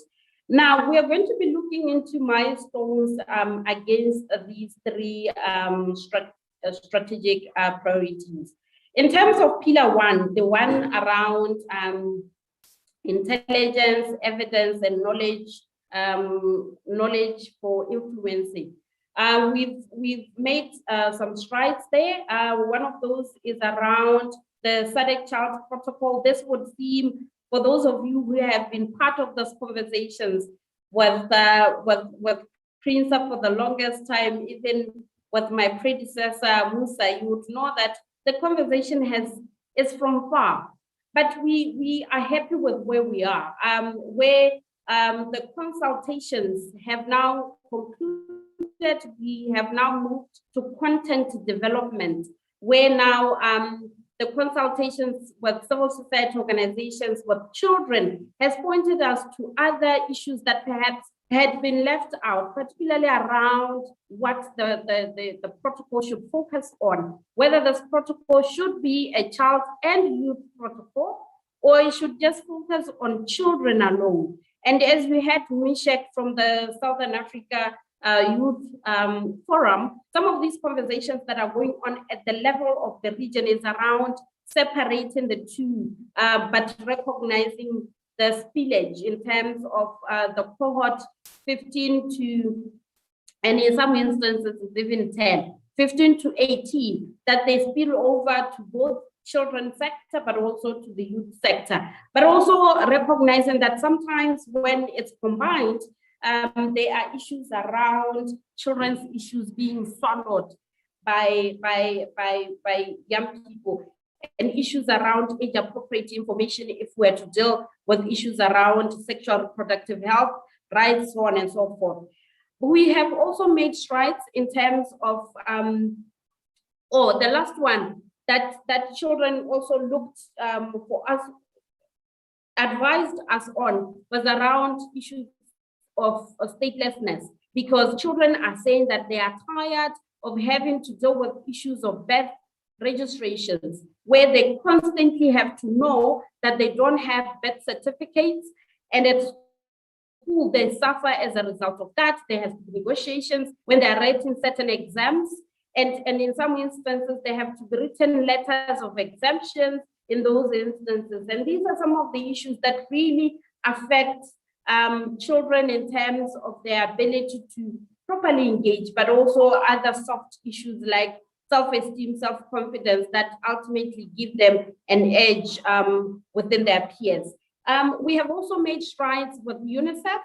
You would recall that as we're dealing with the issue around the protocol, there were instances where the East and Southern Africa office of UNICEF was said to be too far removed from their agenda. And we are happy to report today that they are part of the agenda, they are part of the steering committee, and because they are affiliated or accredited with SADC, it's making it much easier to engage with the SADC Secretariat. Also, the Child Protocol has been a topical issue within the civil society forum meetings at SADC level. You had from Mishak, from the Southern Africa Youth Forum, that some of these conversations have been happening at that level, where we have held side meetings to really sell this to organizations that are non-children focused organizations, such as trade unions, faith-based organizations, environmental organizations, so on and so forth, because they also sit in platforms where Crnsa is not there, and their ability to then influence those spaces that they sit in depends on whether or not they really are on board insofar as this advocacy agenda is concerned.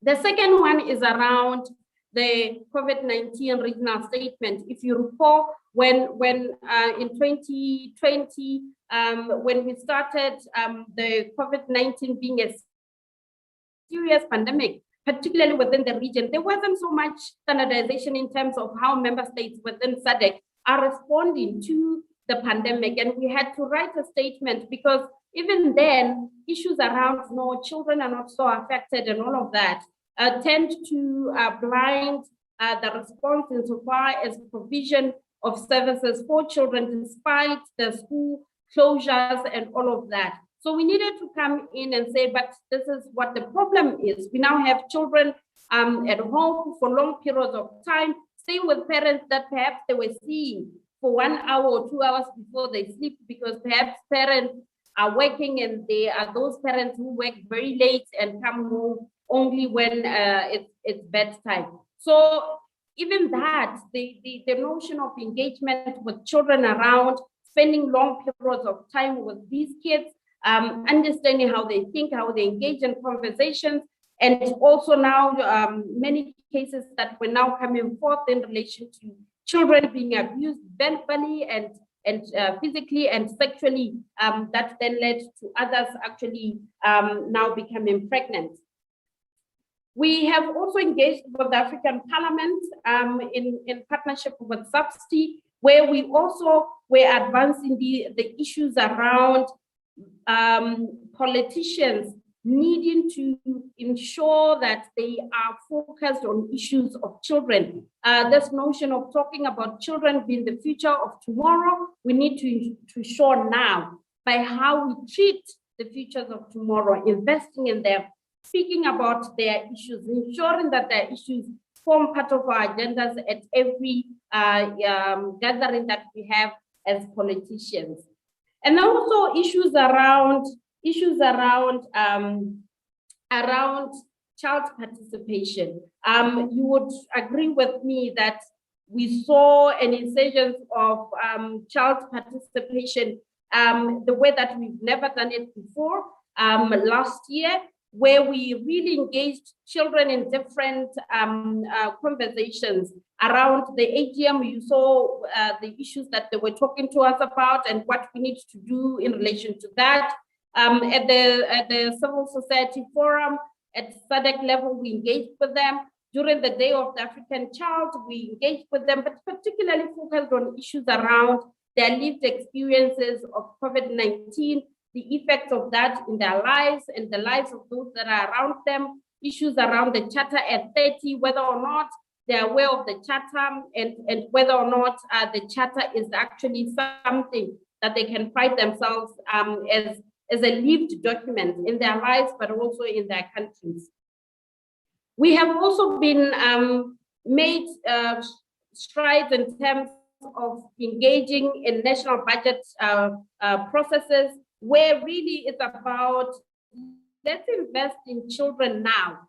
Particularly, let's ensure that the national coffers are addressing issues of children, because children ultimately are, they are the asset of every nation, and we need not to have children's interventions externally funded at the expense of domestic funding or national funding coming to issues of children. And that engagement process meant that as and when the budget speeches are done, we also analyze the mathematics around all of that to analyze where the money is being channeled to for what, so that we can appreciate whether it's going towards children's protection, education, health, and welfare.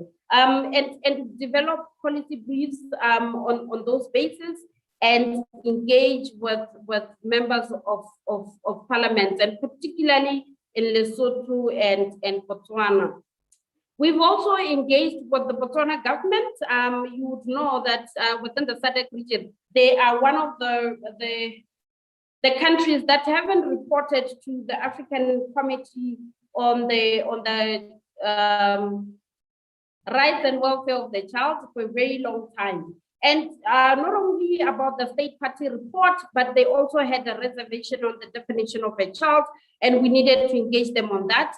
And we have been promised that the report has been ready for a while now, but that is still with the powers that be that can release it, that it be submitted to the committee.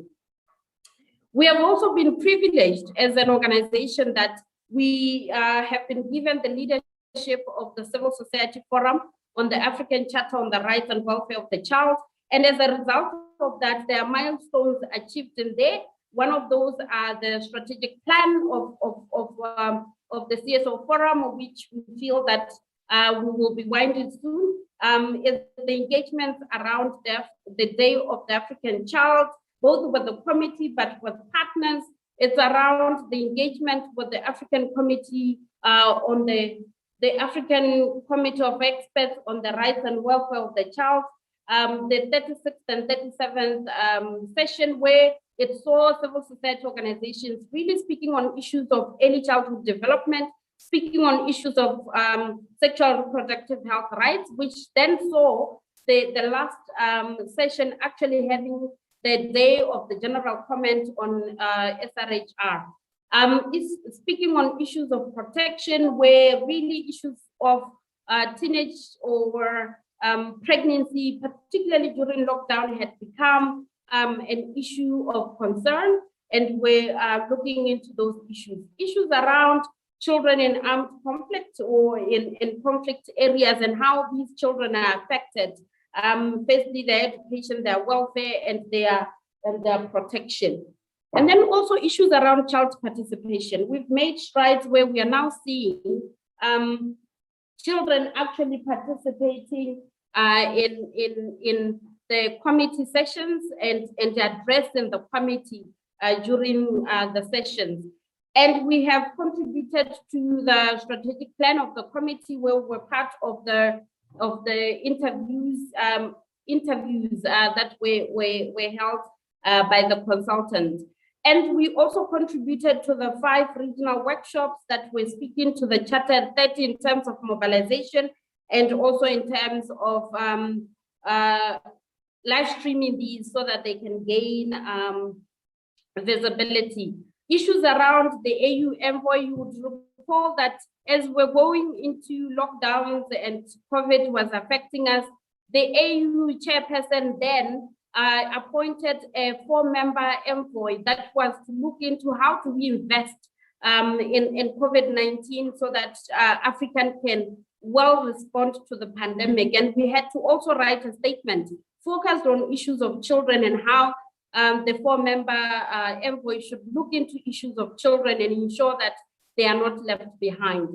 We also pride ourselves as the CSO Forum that we have new partners on board over and above the existing ones that have been with the forum for a very long time, Plan International and Save the Children. We now have FAWE, we have Afghan, and we have GMT. In terms of Pillar 2, we are seeing that Pillar 2, remember, is the one speaking about a strong civil society voice, action, and movement building on issues of children. And in this pillar, some of the milestones we have are those of recognition at national level, particularly where some of the Crnsa members at national level formed part of the COVID-19 task teams, where we were being asked to provide psychosocial support to the frontline service providers, but also to children at a scale of national level. We also saw the recognition of children, particularly how they need to be participating at national, regional, and continental level. We are moving beyond rhetoric now to action. And we have seen a lot of our members having advocacy plans at national level, having a roadmap as to what the focus would be, and you will hear more later on as the members will be presenting around what their focus areas are this year and beyond. We have also seen Crnsa as an organization being recognized at regional level as the child sector representative through the SADC CNGO, where we are sitting within their steering committee, particularly when the civil society forums are being planned. We are also recognized by the SADC Secretariat, and we now have few invitations to meetings like the SADC Youth Ministers meeting that is happening at the beginning of July. And also, as I indicated previously with UNICEF as well, we've met with them and they recognize our mandate, and we have become partners. And we can't overemphasize the strong civil society voice, action, and movement when we are speaking issues around the CSO forum, where really the recognition by partners that are here in this meeting, but beyond that, partners that are dealing with issues of children, as well as the committee itself. And we now have a sister organization in the Child Rights Connect who are focused on the UNCRC. However, we need to continuously ensure that we can have concrete plans that really facilitate for us to move from just talking to action. And these should support both the technical aspect of how we have the capacity to the financial muscle in pulling out some of those actions. In terms of Pillar 3, the one speaking about the institution development and sustainability, what we are seeing is that we do have our own 2020-2023 strategic plan with the 3 main pillars there that are going to be facilitating how we move with the children's agenda for the next 3 years. And this in itself means that we are able to meaningfully engage and meaningfully make an impact insofar as children's rights are concerned.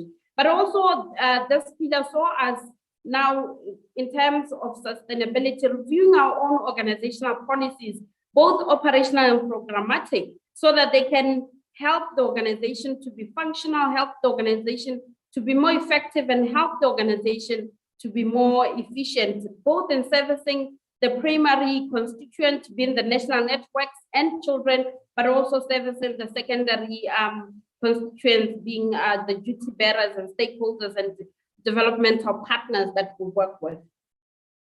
This pillar has also seen us supporting Eswatini on its first child consortium strategic plan, as well as supporting the South African Child Rights Coalition on the development of its strategic plan. I won't speak much to these two because there are presentations that are coming that national networks will be presenting on. We hope that they will be discussing some of those issues within their presentations. However, all is not, rosy. We still have the changing context that, hamper or catalyze our work.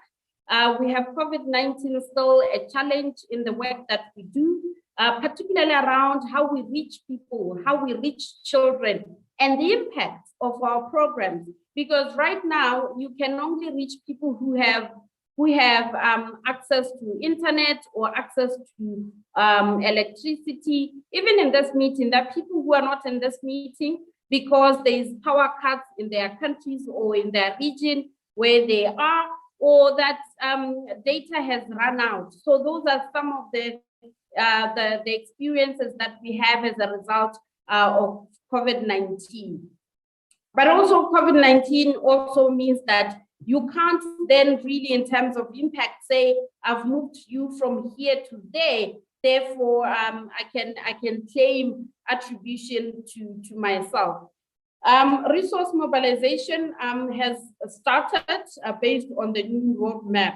And then also the context is around how we facilitate country initiatives to be profiled at the level that is at regional and continental level as an organization. This is my last slide, I promise. Now, in terms of challenges and opportunities, we are seeing that some of the challenges we are currently facing are that of face-to-face engagements not being possible because they are risky in terms of predisposing people to infection, but they're also costly because now you have to factor in issues around the COVID test when you want people to travel and all of that. And issues around social distancing and use of masks and all of that. So these things, they come at a cost. The other challenge that we have is around reach, to say, how do we really deal with reach programmatically?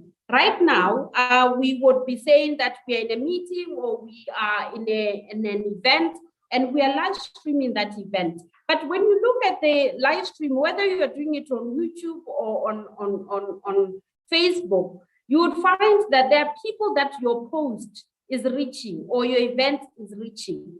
But there are people that are commenting on that particular event. And then there are people that are liking. What does it mean exactly programmatically? Can you count the people reached by the post as your reach? Or do you count those that have commented as the people that have engaged with your content? Or do you count those that have liked the post as people that have engaged with the content? Because we know face-to-face used to be very easy. You can do a pre-test and a post-test, but also you can ask questions in the plenary before you start what you know about this, so that by the time we finish, you can already gauge where people are in terms of where you started and where you are. So that is a challenge when events are live streaming. So that goes to the attribution of the impact of your work, particularly for Crnsa, where we are not working as an entity alone. Our work as Crnsa means all the 11 countries. So where do we attribute that work exactly? And then issues around funding, which we are now seeing that government, for you to engage with government, it's always about COVID that, COVID this.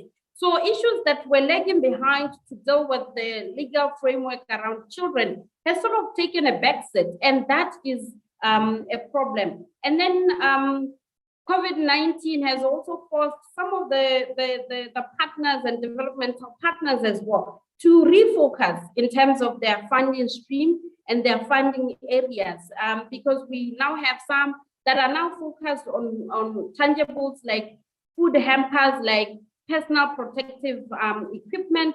It's about how many thermometers we bought, or how many of those we have now distributed, how many masks we have, and how many we have distributed, so on and so forth, which then becomes a challenge for organizations that are solely reliant on these external funding for advocacy to change the landscape insofar as the framework that we work in is concerned. However, the opportunities. One of the opportunities is that of the new strategic plan.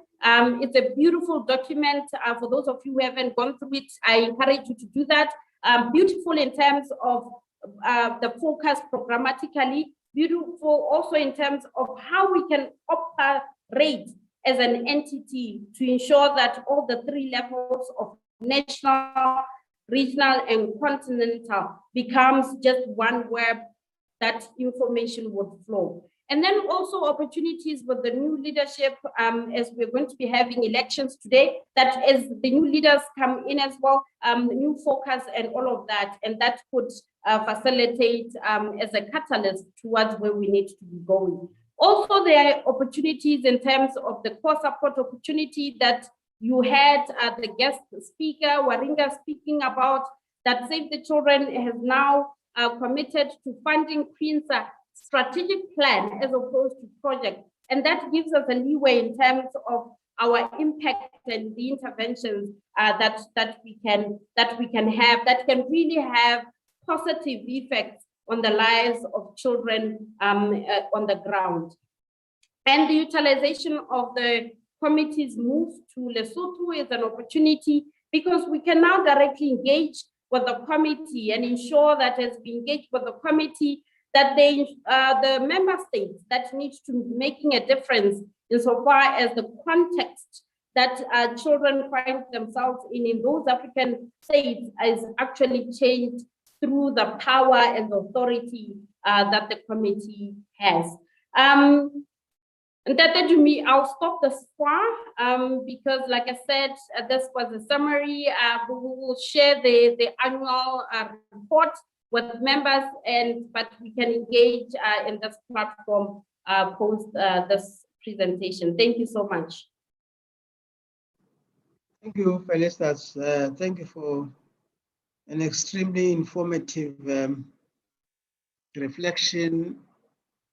And I suppose you really have given us a much broader appreciation of what we have achieved as Crnsa and of what we are and what we're focusing on. I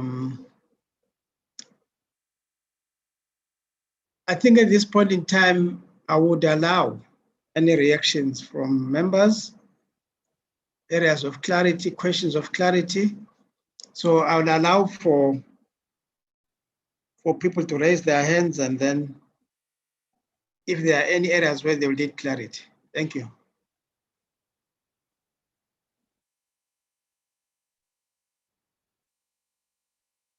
So members, we are welcome, please, to react. Any reactions from the presentation by Secretariat?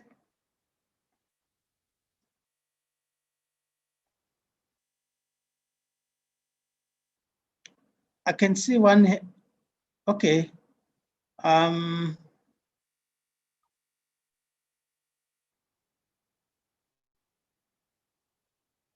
Anyway, can I invite the floor to make some reaction, please?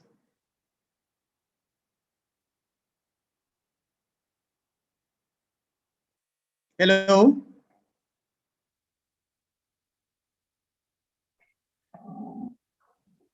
There's a hand that has been raised, actually. Yeah, who's raising the hand? I'm trying to establish here. Please go ahead. Is this Josephat? Yeah, I was just telling you that there was a hand which was raised. Not that I have anything to comment. Yeah, but anyway, Ma'am Tsepa, is your hand up? Oh, she mistakenly raises her hand. It's down Yes, now. my hand is up. Go ahead, please. I would just like to commend our secretariat first for their ability to have mobilized support, as we have heard from solidarity messages of our partners, and their satisfaction with the work that is being done by the secretariat in conjunction with the executive committee and the rest of our national networks. We also would like to say COVID-19 has made things almost impossible, but they have been able to sail through. We continued to receive support from our secretariat, and I think as the board, we are very satisfied with their performance and wish them that they could continue to sacrifice like they have done during the lockdowns. We never, as national networks, suffered where we have had planned activities. They went through, and we are happy with them and wish them that they could continue working with the incoming executive committee. Thank you. Thank you, Ma'am Tsepe. Compliments. Thank you. You can bring your hand down then.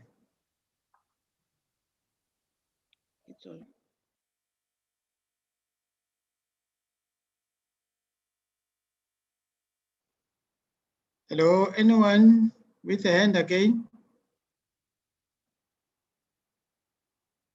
Any further? Edgar Sorry? from Mozambique. Edgar from Mozambique. There's a hand from Mozambique. Yeah. Go ahead. Go ahead. Yeah, first of all, I want to say thank you so much for what they've done. This is a great work they've done. But my big question, there is any tool can be used by all the members of Crnsa with this challenge that we are facing concerning COVID that is going to be adopted by the government? Because at our level, things can look beautiful, but we might not manage to influence the country because we are not working as an island. We are working as a country, and we want also to see the impact on the country level. So that's my big question. Besides that, they really done a top work that they deserve a very big clap, and especially the way they've organized the document is something that they really deserve a big appreciation. Thank you so much. Thank you. Yeah.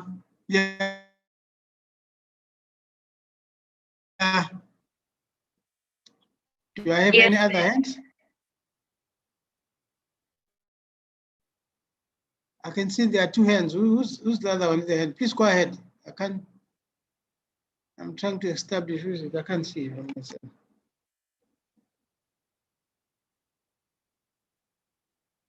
Felista, do you want to react? Thank you, Dumisani. Just to say that we appreciate all the comments that have been coming in. We know that we are not where we need to be yet, but we appreciate the journey so far, and your comment really cement our commitment to doing more. In terms of what Edgar said, this is one of the AGM resolutions last year to say that we need to develop some uniform templates, firstly to help us to identify those advocacy issues that is done at national level, but that other networks can support beyond Crnsa. Unfortunately, we haven't finished that, as you would appreciate later on when we are dealing with the resolutions, progress on the resolutions. Part of that was issues around us having to review the current one so that we can customize it to the new roadmap, but also customize it to getting new members on board. As you had us speaking constantly about 11 countries now, but we need to be reaching out to the remaining 5 so that we really, in essence, are a SADC organization because we are in all SADC countries. So it's something that is on the pipeline, but the deadline we were given to have done that is June. So we are working towards ensuring that by that time we would have developed a uniform template that all of you can review and critique, and we can approve or adopt it as something that we work with that can standardize how we respond to issues, but also standardize how we communicate on those same issues and how we can follow up on the same. Thank you so much, Dumisani. Okay, thank you. Colleagues, shall we move on? Or we still have other comments?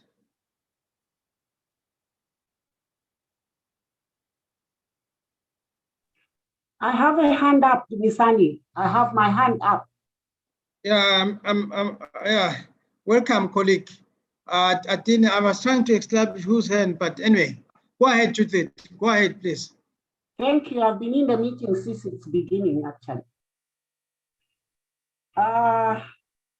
Let me just switch on my video.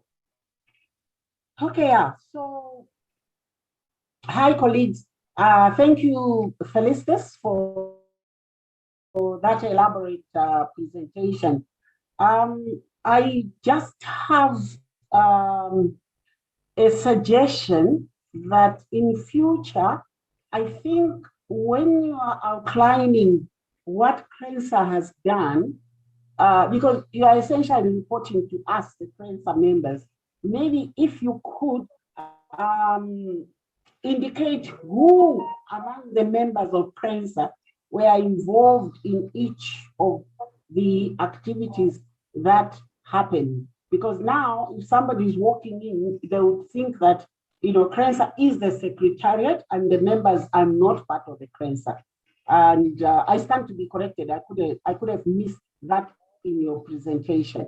But I think it's important for us to know how involved we are as members in what Crnsa is doing, because Crnsa is us, the national network. Thank you. Thank you, Judith. Thank you for the comment. Yeah, we can. Do you have any other hand? I don't see any other hand.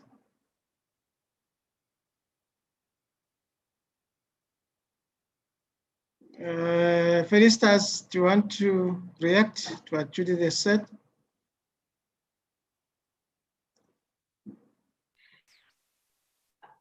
Thank you, Ntate Dumi. What Judith said, it's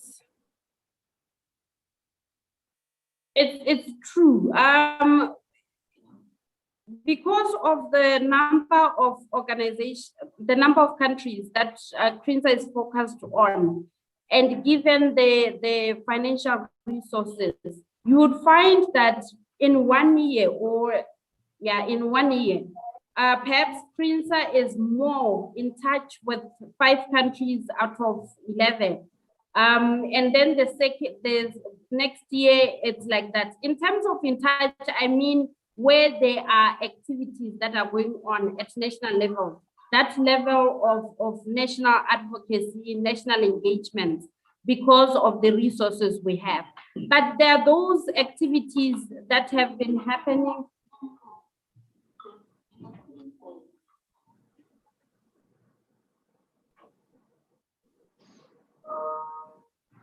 But there are those activities, sorry about that, there are those activities that have been happening at regional level that don't have a country focus within SADC. And those ones, it's all members that have been involved. For instance, activities around children engagement would say, if we need children, if we need 30 children, we'll tell you, we need 1 child from Lesotho, Zambia, or if we have more, we need 2 children, so that it's representative of all the countries that Crnsa is in. But I agree with her completely that as we are developing that standardization of information flow and all of that, we need to ensure that all members are engaged at all times without having those that are more engaged than those that are perhaps not so engaged. Thank you. Thank you. I suggest, in the interest of time, we move on to the next session, which is learning and sharing session. I know that they've been arranged in a very chronological order, and I trust that our colleagues are ready. I can see, for instance, here we have Angola, we have Botswana, we have Eswatini. I stand to be guided here. Do you want to have all the presentations and then you note your questions and concerns? Or you want us to take them in a staggered way? Say, for instance, we have the first 3 and then we allow for questions. What would members suggest? What do you recommend? I can see it's quite a long list. I think let's have the first 5 and people write down their comments either on the chat box or on their notebooks, and then we have a question and answer comment session, and then we take the last 6. Okay, so we have Angola, Botswana, Eswatini, Letsema, and South Africa. Those are the first 5. Should we then allow them to go ahead in that chronological order? So can I invite Angola?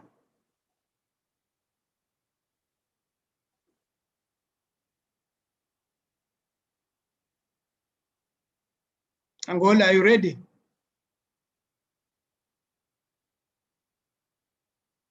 Hello?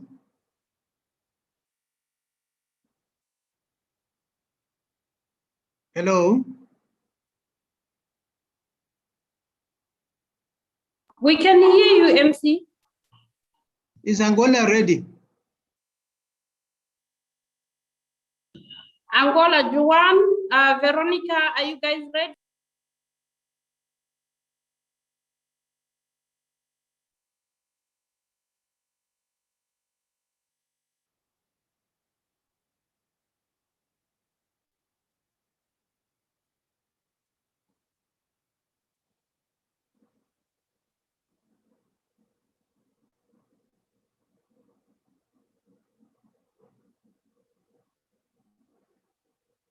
It doesn't seem like they are ready. Felicitas, can you then give this opportunity to Botswana?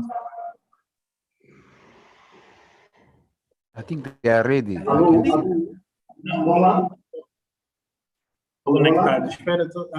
entrei. Angola está pronto, sim. Angola está. Yes, Angola is ready. We are ready as Angola. But the problem is I can't really hear what they're saying. Okay. Hello?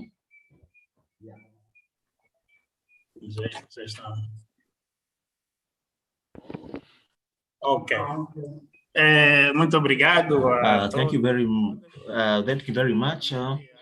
First of all, I want to thank Crnsa. Sorry? Hello? Sim, pode speak one não sei person, se o not two at the intérprete. time. Posso continuar, não é? Ok, obrigado. Então, como ia dizendo, like I was saying, first of all, I want to thank Crnsa for giving us this opportunity to be in this meeting in a very difficult context, but even so, the board of Crnsa was able to hold this meeting so that we can talk about the situation of children in Southern Africa. I also want to congratulate the board of Crnsa for their mandate. I want to tell them, I want to extend my thanks for the work that they've been able to carry out during their mandate. Therefore, as Angola, we reiterate here our will of continuing to collaborate and working with Crnsa on the rights and welfare of the children in our continent. Therefore, I have a presentation as Angola. I'm talking on behalf of the monitoring group of human rights that has 20 members, 20 organizations. Therefore, over the years, we have been working on monitoring human rights, especially for children. And we have been able to do that through their members who are in the platform. Therefore, in a very short way, we'll be able to talk about the current context in this situation of the children in our country. Like you know, since last year,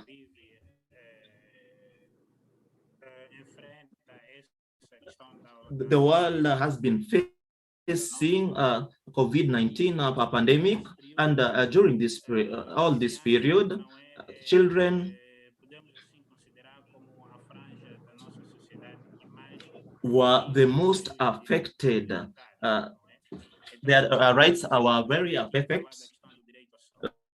I'm talking about the right to health, right to education, right to food, and also the right of protection.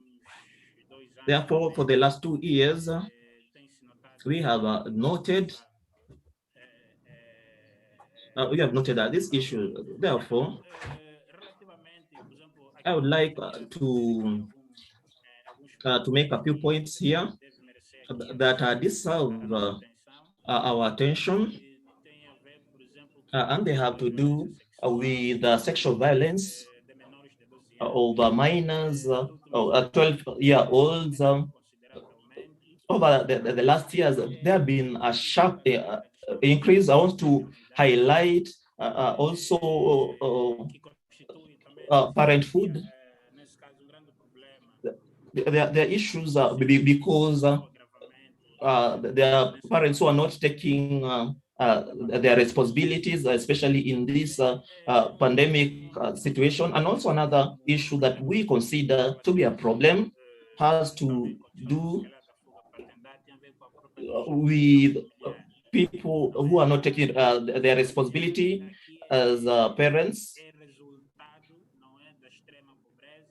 And because of extreme poverty, the families live or face in Angola. And as a result, we have seen many kids living on the streets without any protection.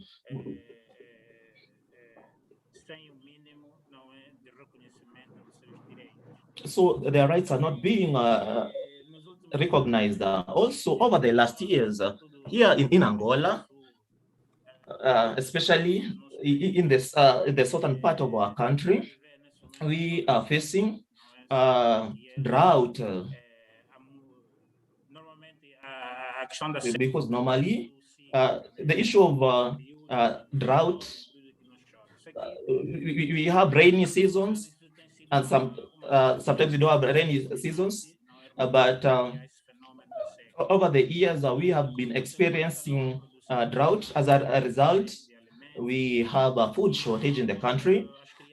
And therefore, these children are facing malnutrition. They are very weakened because they have not been eating. Therefore, that has caused deaths, and kids are dying in the hospitals, for example.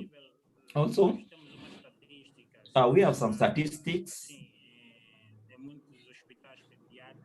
in many pediatric hospitals in Angola. In each hospital, we have an average of 5 or 6 children who die per day because of malnutrition. Therefore, as a result of that,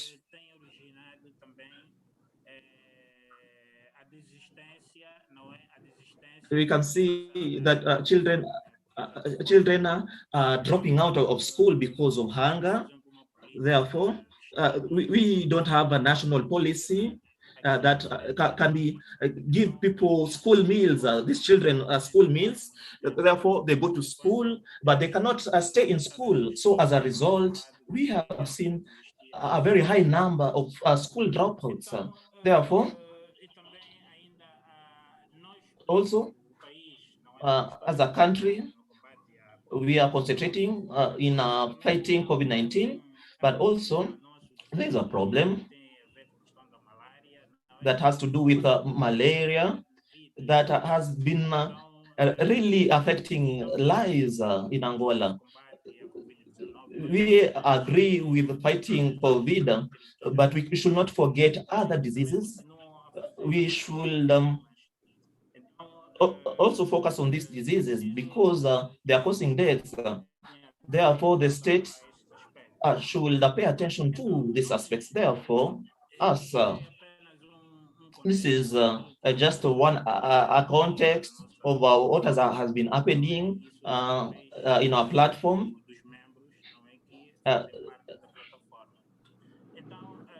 Therefore,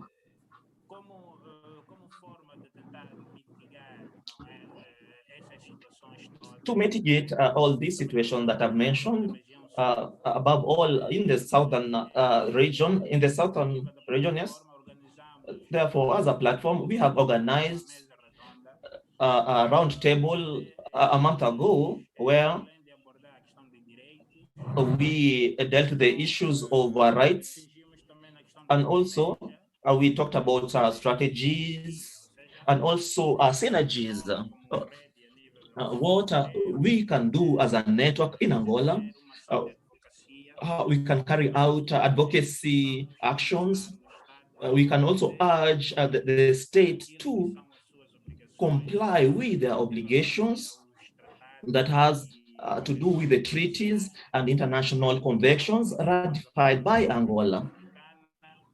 I'm talking about the African Charter of Rights, the rights and welfare of children, and also additional protocols that has to do with the rights of the children. Therefore, at this roundtable, we concentrated in issues on limitations, also the issue of food, which is a very big problem for the growth and development of children. without food, being without food has been a very big problem. Therefore, these children cannot enjoy their fundamental rights as enshrined in international instruments. Therefore, based on that, the state has not been recognizing that we have these problems in the region. Therefore, in general, we focused only on the South region. This is where we can request for support of our partners like Crnsa, so that they can be able to help us in advocacy, so that the state recognizes once and for all. Also, in this zone, there is a state of emergency, so that they can be they can allow international help, so that they can be able to get to the people and help in the situation. Therefore, this is a plan that we really want to implement right away. This case, we are counting on partners like UNICEF. UNICEF can help us in this advocacy action. Can you try to give highlights? I think it's taking longer than we anticipated. Okay. Yeah, just try to show. The former resumida. Therefore, in a short way, Angola, we want to thank you for this opportunity once more. We want to reiterate and thank Crnsa for the opportunity, and we want to continue working together in the fight for the rights and welfare of our children in Africa and also in Southern Africa. Thank you very much. Thank you. Botswana. Thanks, Dumisani. I'm on board.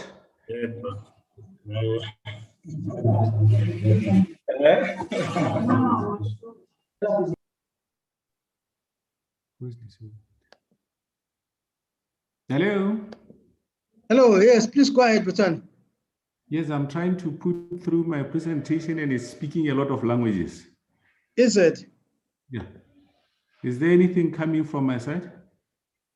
No, you can see not yet. Not yet.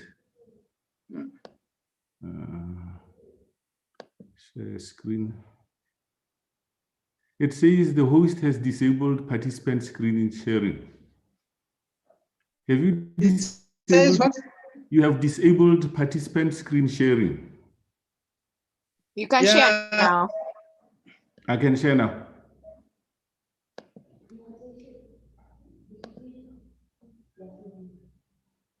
Okay. Is it coming through?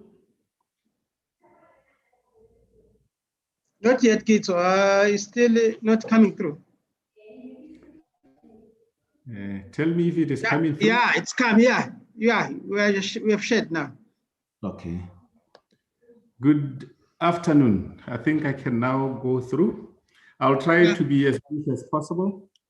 Let me, at the beginning, just recognize all the Crnsa board members who are on the call, together with all the development partners and network members from different countries on board. It's greetings to all of you from the cold Gaborone this morning. I'll try to follow the briefing that we have in terms of a presentation, and I'll try to take very few minutes. Colleagues, I would just want to run through my presentation, especially starting with the COVID situation in Botswana. Like all parts of the world are affected by this pandemic. And for Botswana, so far, we have recorded that 51,620 cases, still with a 2.3 active and 48,400 449 recoveries, with 784 related deaths. I must also confirm that from the 13th of May, this new variant, the B.1.717, which was first discovered in India, there have also been cases detected in this country, especially of those people of Indian origin who arrived in the country at the end of April. I must also highlight that mass vaccination of the population started on the 26th of March 2021, and mainly we were using only one, the AstraZeneca Covishield, which was donated from India, and the country has so far paid around $10 million to secure vaccines from different channels, including the Sinovac from China, and we still await the arrival of the Johnson & Johnson and other vaccines. Further to that, I must also state that when the vaccination started, the concentration was on the elderly, the 65 and above, because those are the ones that are deemed to have underlying conditions which increases their vulnerability. But in the second round, the target will be the 55 and above, which is starting this month. One thing that I must highlight with respect to children, schools have been operating as usual, and we are operating a shift system in all schools, and there's a major reduction in terms of pupils per class, the maximum being 25. And likewise, in all environments, schools have also been hard hit in terms of COVID-19 ever since they reopened, and there's been a lot of quarantining and self-isolation of children. But currently, children are not part of the targeted cohorts to receive the vaccination as at now.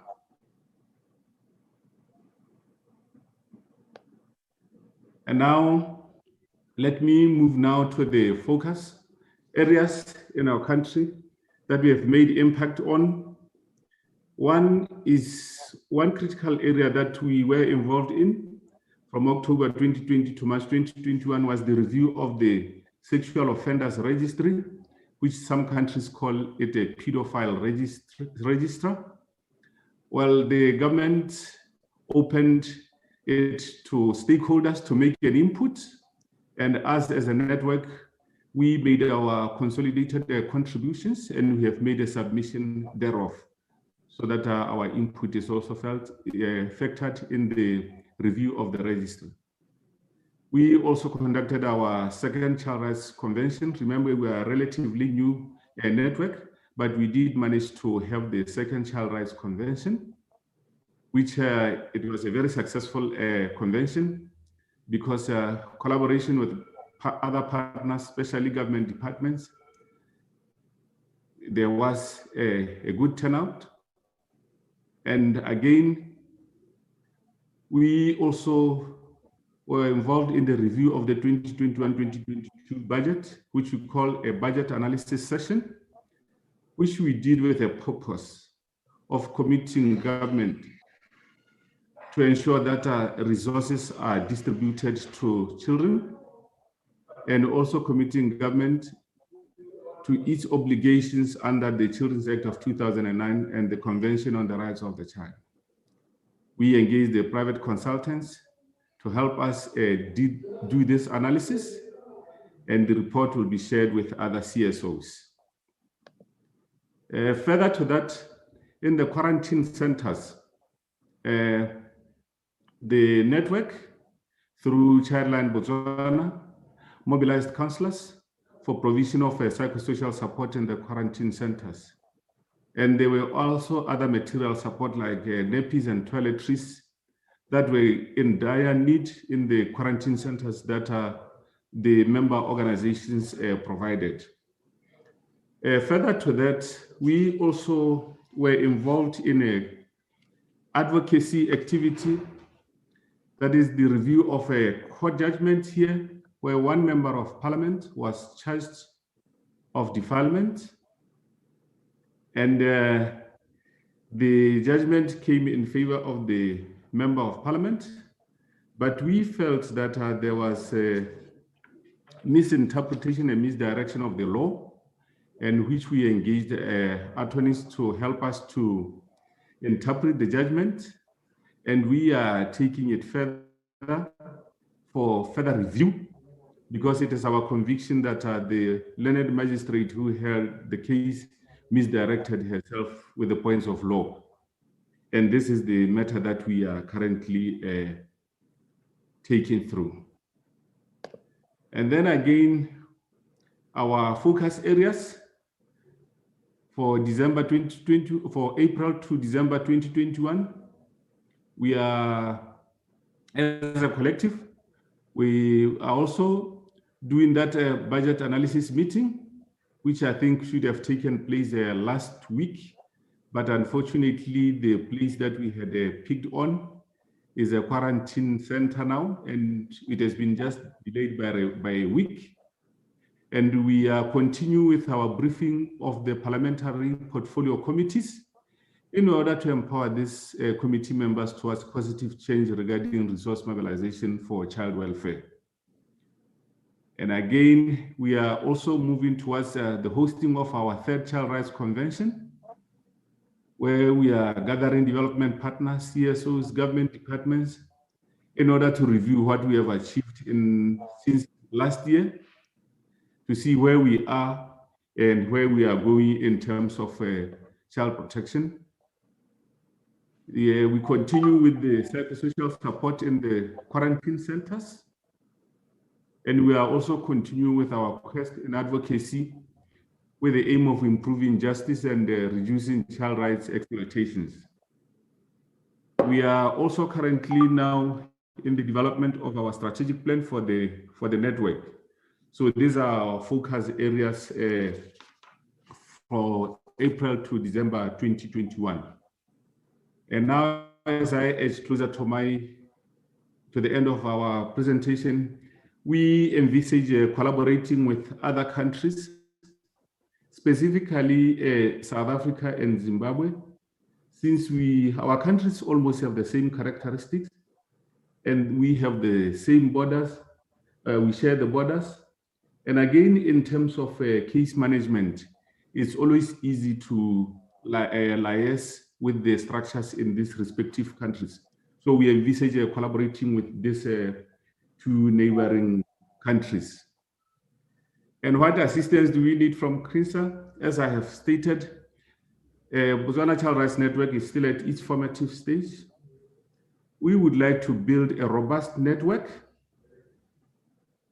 and as such, we will need a Crnsa for provision of resources to be able to build this robust network, for the setting up of the secretariat for the network as well, and also in terms of facilitation for the development of a strategic plan. These are the two key areas where we would need the support of Crnsa.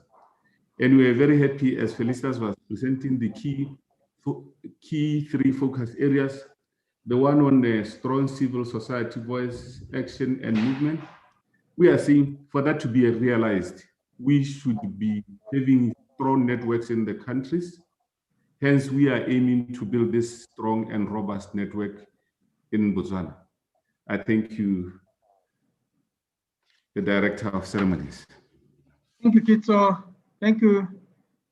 Precise and straight to the point. We appreciate that. Yes. Colleagues, as indicated, please jot down any questions or areas of clarity. So we will move on now and request that Eswatini comes in.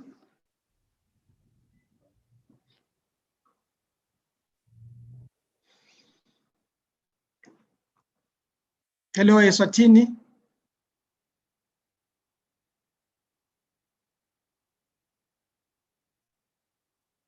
Lungile, are you there?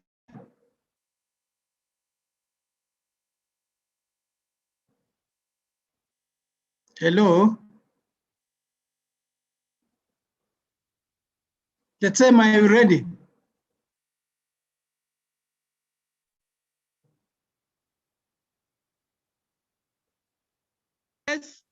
Lizima is ready.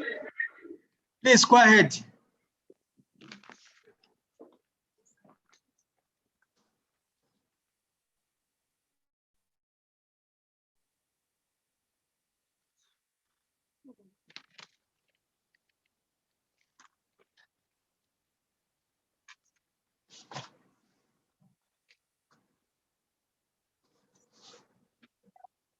Good morning, everyone. Oh wait, afternoon, sorry. Lizima Child Rights Ambassadors, together with Lizima Child Rights Network, pitched into. In the period under reporting, Lizima Child Rights Ambassadors undertook the following activities as part of advocacy, communication, and social mobilization. The first activity is World Diabetes Day and will be presented by Tabelang and Tabang, followed by the representer on the first aid training activity, then the tree planting activities, last but not least, the brief summary on the CSO forum.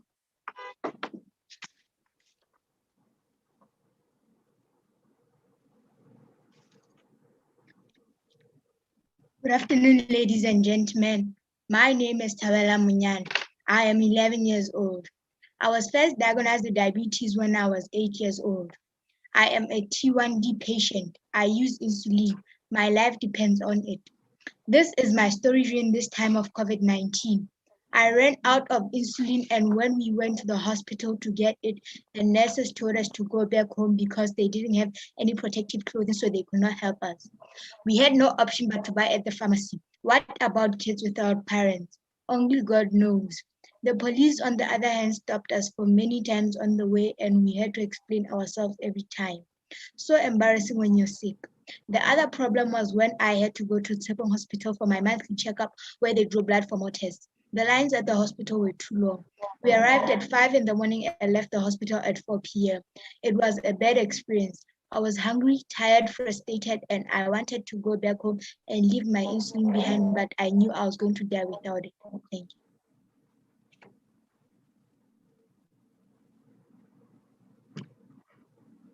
you. Good afternoon, ladies and gentlemen. My name is Tawanga Maipatu. The event was graced by Dr. Didabe, Dr. Muloti Munyani, PS Ministry of Health, who represent the chairperson of social cluster, Honorable Fakumu Shesh. Guest speakers, Director of NACOSEC,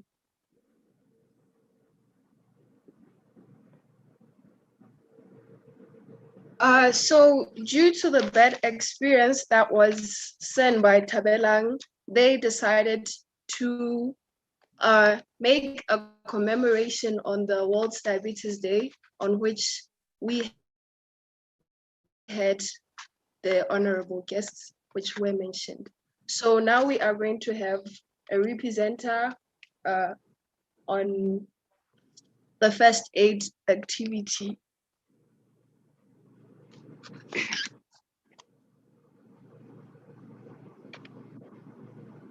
The Lizima Child Rights Ambassadors, in conjunction with Lesotho Red Cross, conducted a 3-day workshop on first aid for 30 members.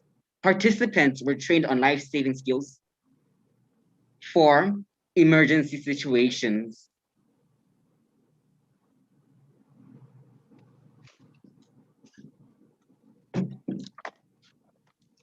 The Lizima Child Rights Ambassadors, in collaboration with Icharing Vocational School for the Disabled and the LDF employees' children, planted 2,000 trees, 1,000 each at Tababusiu and Murija.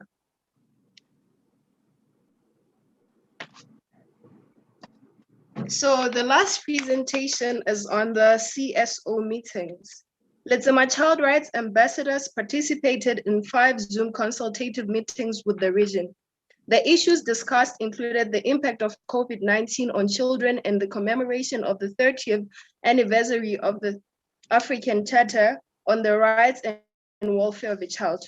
Also, there was a meeting with the ECCD advocacy as to train them on child development. Litsema Child Rights Network, as part of child participation, now it has on its committee, Children's Committee, that has just presented on the activities they have taken, and also as part of managing their affairs, they have annual planning meetings. This was run by children.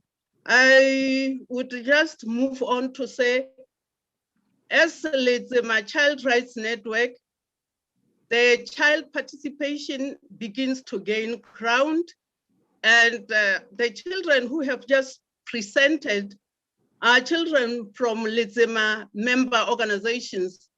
Letsema member organizations come from our saying, Letsema means working together.